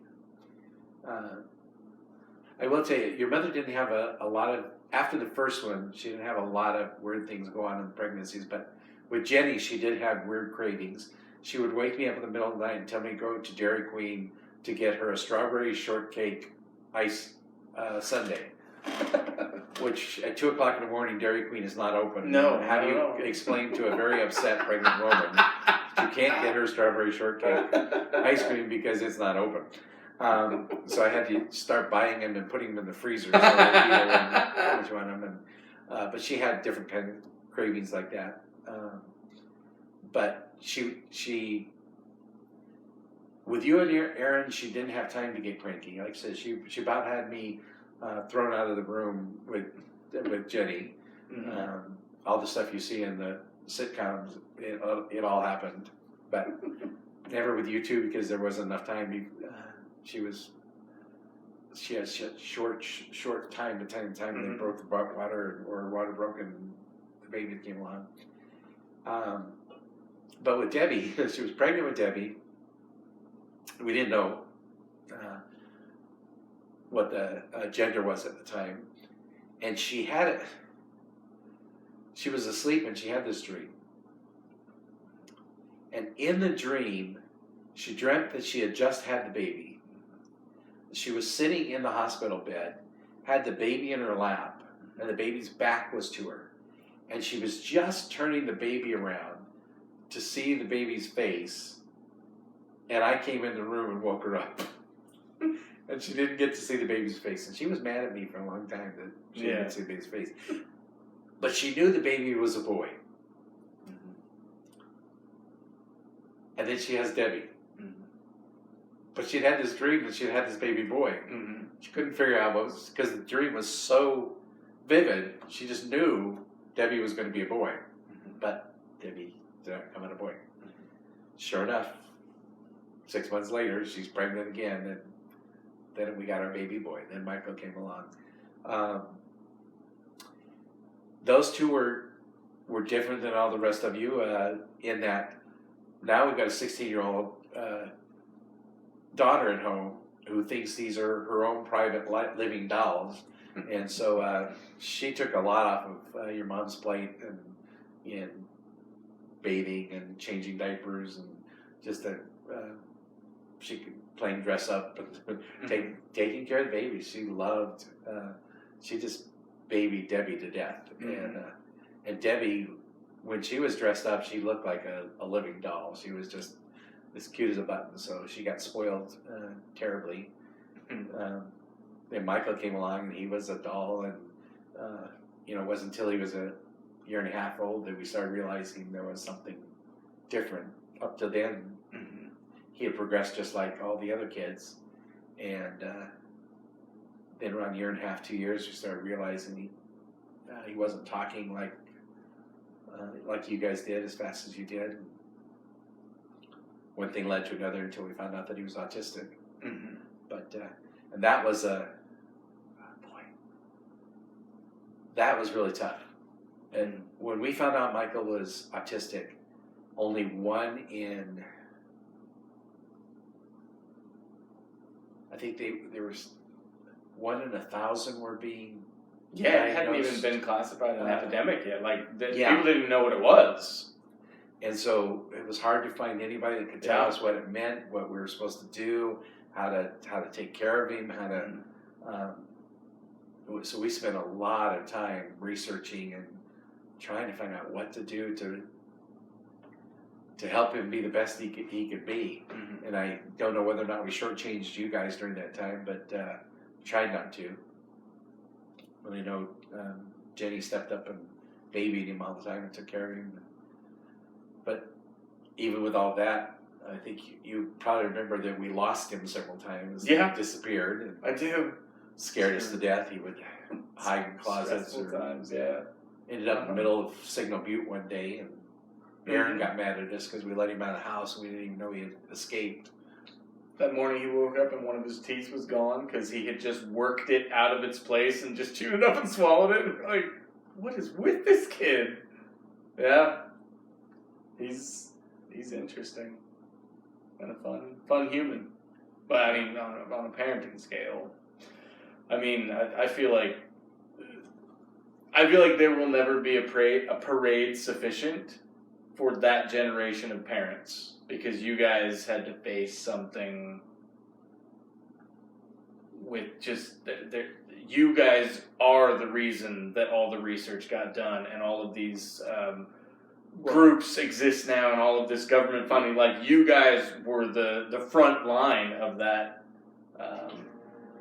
We started going to parenting groups and stuff and discovering that like 4 out of every 5 couples that had an autistic child were splitting up. They couldn't handle it, which makes no sense to me. I mean, I never had the feeling that it was our fault or that we'd done anything wrong. That's where a lot of the parents really struggle with. They have guilt feelings. It just was what it was, and I didn't see him as a Quasimodo.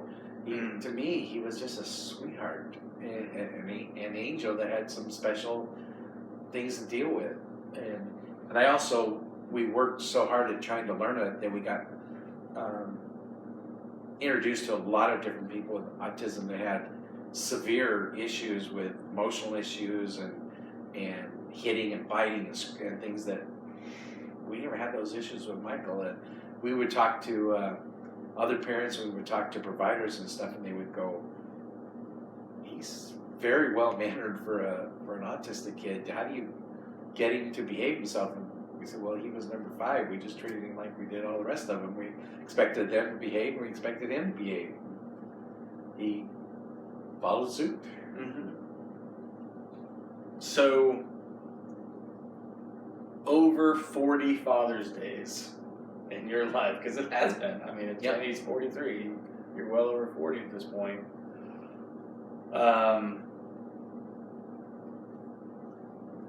Top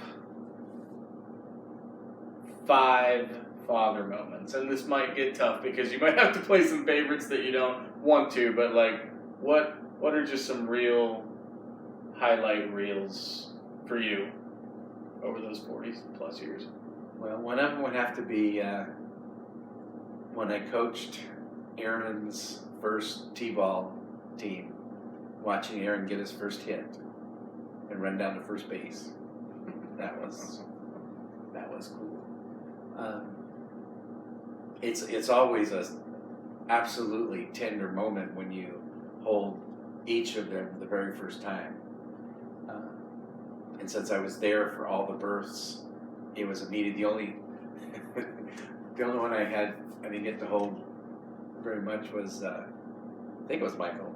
One of them I had a cold, and they made me put a mask on and gave me minimal time. It was Michael, because he's the only one that I've got a very candid video of his birth, because I wasn't allowed to get close enough, so I was back there with a camera filming the whole thing. Which, good thing he's autistic, or he would be totally mortified by that video if he ever saw it. Yeah. But that was obviously Jenny was the first, so holding her in my arms was just something I will never forget. Your mother could have killed me. Every one of the kids, she was home in less than 24 hours from the time she went in the hospital. When we got you home, you were born in the morning. We got you home by 5 or 6 o'clock in the afternoon. Again, I was Elders Quorum president when you were born, and we had an Elders Quorum social that night you were born. So we brought you home. I put your mom to bed, let her get some rest. I bundled you up, and I took you to the social. And I showed up with a baby that was only 12 hours old. You got a lot of attention that night. And I got a lot of scolding. What are you doing? Bring this baby out so early. Well, letting them get some sleep. And so you got introduced to the world very early. If you have any physical defects, it's my fault for exposing you to germs so early in your life. But that was a cool moment.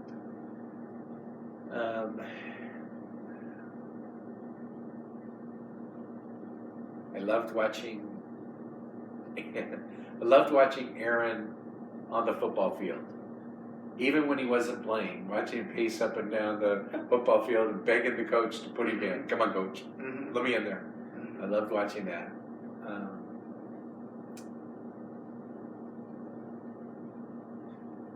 Watching Michael toddle down the hall with his first toy that was a walker toy. Yeah, the little truck. That little truck. Yep. Going up to that, just... And then watching little Debbie when she was so little, and just an absolute little doll. Just looking at her just broke my heart. It was When so your cute. kisses were just that little tongue thing she'd do. Yeah. She just did this. Yeah. She was really, really cute. Yeah. I don't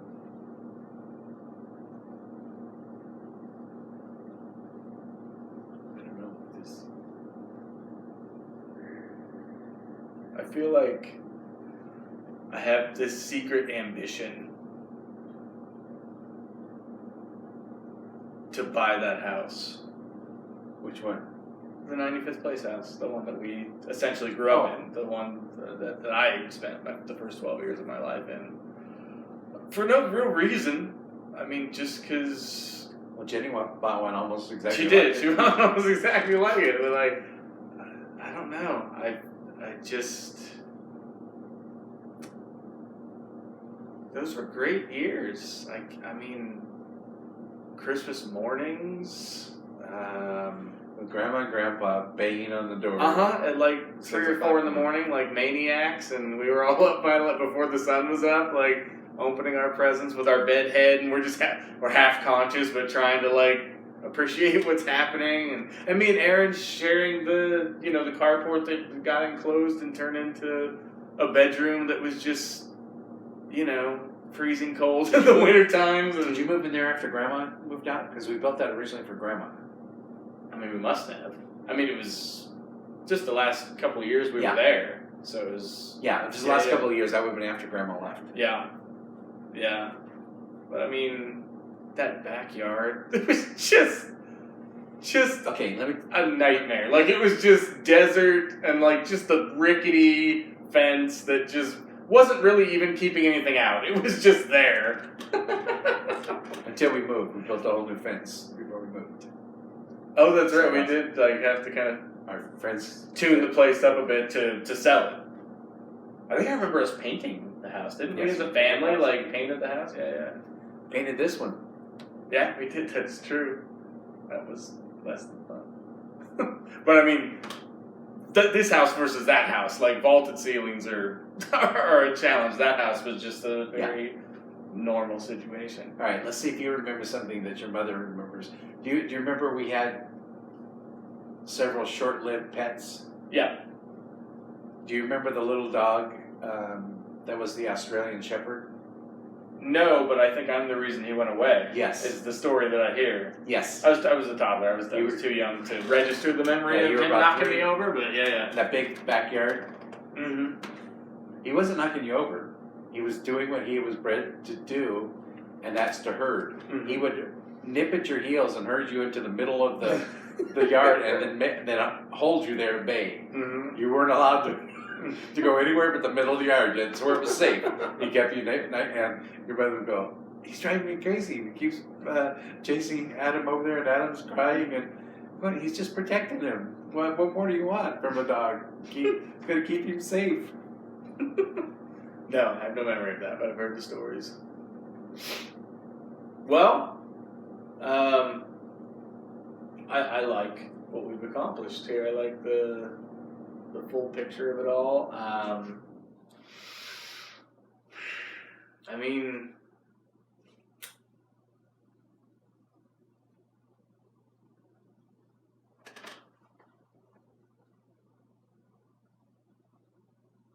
Go ahead, be brutal. no, it's.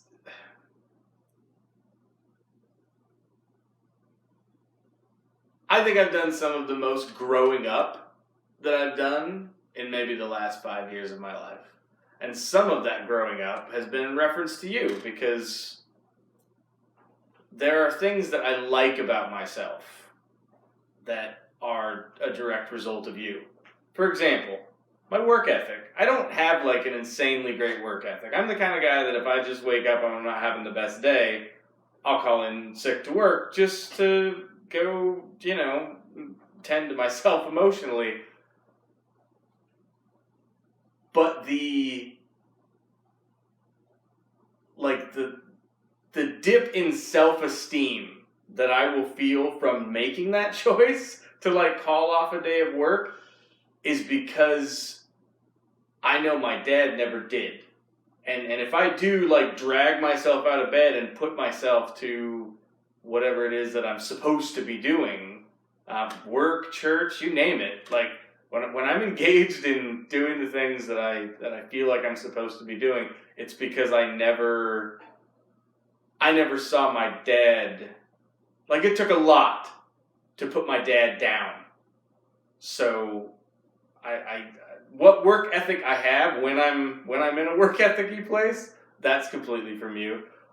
Obviously, music. I mean, you singing me to sleep as a young infant clearly rewired my entire brain to love music, and then I guess similarly the work ethic. Even going into to try music professionally, I've been kicked out of bands just because I'm aggressive, because I don't. It's not about messing around for me. I can have fun and I can enjoy doing it, but man, there's got to be purpose. There's got to be a reason. We've got to be going somewhere. There's got to be a goal structure, and we're not just messing around. This all can be something if we're willing to work at it. So I don't know. Maybe that's just me saying it in different words, but I guess my ego has just been slammed around enough in the last 5 years that I've reached for gratitude a bit more and tried to be gentler with my judgments of things, and it's made me see and realize that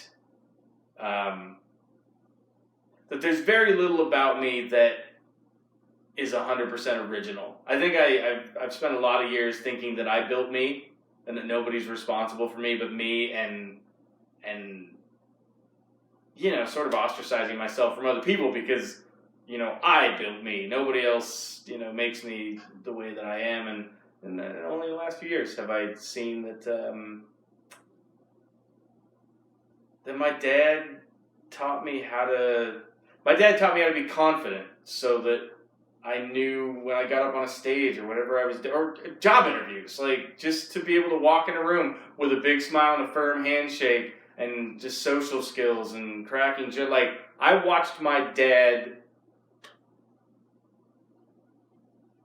basically own every room he ever walked into, and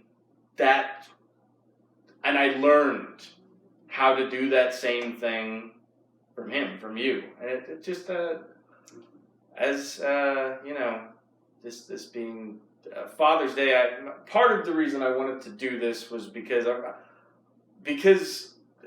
the years I think we've done a lot for Mom. I think we've done some really interesting projects, and you've encouraged us as a loving husband to like show her our love. And I feel like you've sort of gotten left out of that because I don't know that we as children have done anything major or impressive to show how we feel about you. So it was kind of a gesture of how do I celebrate Dad? And I guess what I thought is, if there's one thing I know about my dad, it's that my dad knows how to tell his story, and he knows how to tell it beautifully. So maybe I can set a stage for him to tell his story. So Appreciate that. I feel like we did that, and I feel like there's so many more stories, and so hopefully we can obviously have other interviews and I do conversations. have to interject one. Do it. I was trying to think what was a moment with you that I really remembered, and until you started talking, it wasn't coming. And then I remembered the one that really stands out for me, and that is the year that we gave you your first guitar, and you opening that guitar and sitting down and playing it, and the expression on your face. That was because Changed my life. I had felt for months that we were losing you, and then we had to find something, and I knew you kept talking about wanting to play guitar and wanting to learn a guitar, and I'd remembered my own experience with learning to play the guitar and wanting to learn so bad, but I was also scared to death that I knew I wouldn't take it out and break it, but I didn't want it to be a bad thing. And your mother was a lot of money. We didn't have a ton of money, but I just felt absolutely driven that was important to you, important enough that we needed to make the sacrifice so that you could have that. And when you saw that and your eyes just lit up, I knew that was we'd done the right thing. We made the right decision. And the rest is history. You've gone on and just gone crazy with guitar since then. Crazy is the right word for it. Yeah, almost didn't even graduate high school because of that thing. Just because I didn't care about anything else. From the minute that thing touched my fingers, that nothing else mattered, and I still feel weird that I've. So at least you had a purpose up to the end. Yeah, I didn't feel like you had any purpose in life. I didn't. I was like following my brother's footsteps. I was trying sports, and that just fell all apart. And I didn't have anything that was mine. Like that, I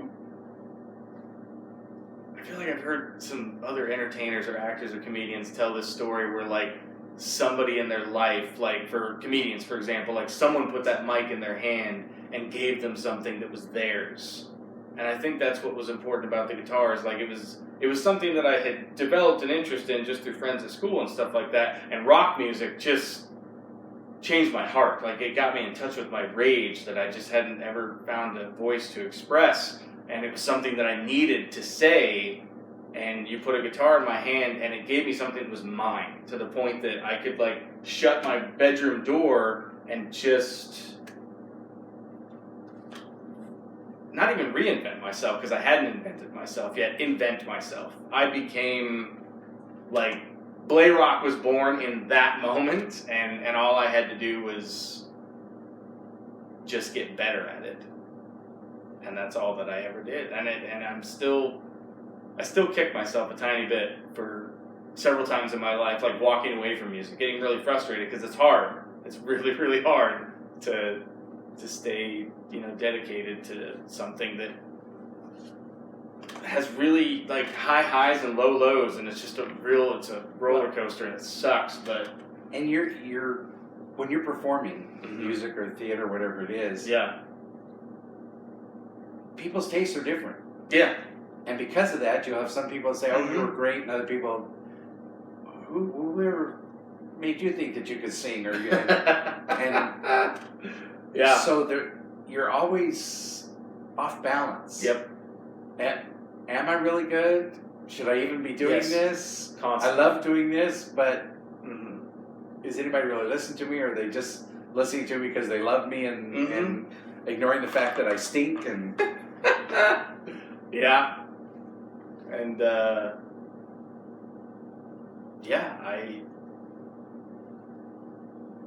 in a place now where I know how good I am at it, and that never would have happened. I don't think if you wouldn't have got me that guitar at that moment in my life, I don't think that I would have gotten a job out of high school, saved up money, bought a guitar, and dealt with it then. I think I would have. You might have lost me. I don't know. I might have just never.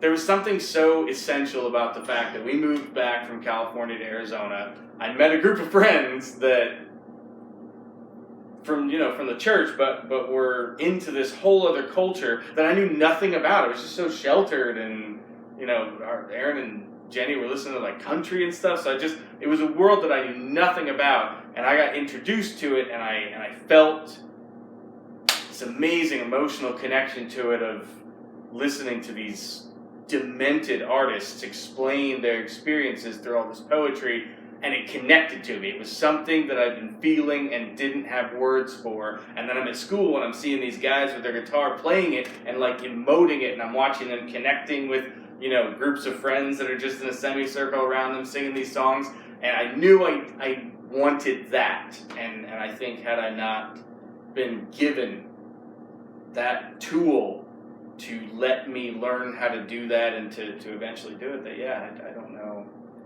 what my life would have looked like. And so now, I guess, when I think about what music is to me, and when I look at the guitar sometimes, because sometimes it is just something that I've just been doing for a long time, and I don't really know how special or important it is anymore. I think I'm 38, and I think I'm finally just owning the fact that that's who I am, and I'm trying to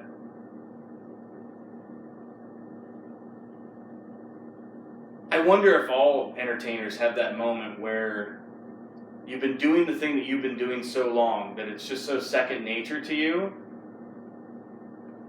that you're almost bored of it. Like you might need like another challenge. You might need something because now you maybe just mastered it. Like now it doesn't have maybe the same firework high of when you were learning it, but something happens or there's some way that you end up seeing that thing is who you are. And some of these, like the Rolling Stones, or bands that are still touring after 40, 50 years or whatever, I get the feeling like, although the money's good and I'm sure the chicks are still great backstage and all that, I think that they couldn't do that unless they reached a moment where they realize that it's who they are, and they just chose to just be that, just embody that, and learn to enjoy it. And I think part of where I feel a little cheated on my own, how I behave toward my talent, is I think I'm just hitting that moment where I'm like, this is who you are. Stop thinking that something else is going to make you happy. This is you, so just go out and be you. Go out and play and write music and distribute music and just be you, and stop thinking that something else is coming, because you're lucky. You found you at 15, and it just took you on a ride that you weren't expecting. So I don't know. Again, it's a gratitude thing. It's like, be grateful for the ride that you've had up to this moment, and be grateful that at 38 you connected to it. So now you have the next 30 years or something to, I don't know, maybe take this thing higher and farther than you ever could. But again, all of that comes back to the work ethic that I was taught, and to your point, and thank you for bringing that up, that my dad and my mom rolled the dice hard on me at a time in my life when it was probably hardest to roll that dice, because I was just a stupid teenager that maybe wasn't deserving of the trust to hand him something that could, be a real thorn in everybody's side. So thank you for trusting your own instincts enough to do that. And thank you for doing the podcast. We will totally do another one of these later with completely different subjects, because you've got a lot of life to talk about. But I love you, Dad. Love you too. Thanks for everything. Bet.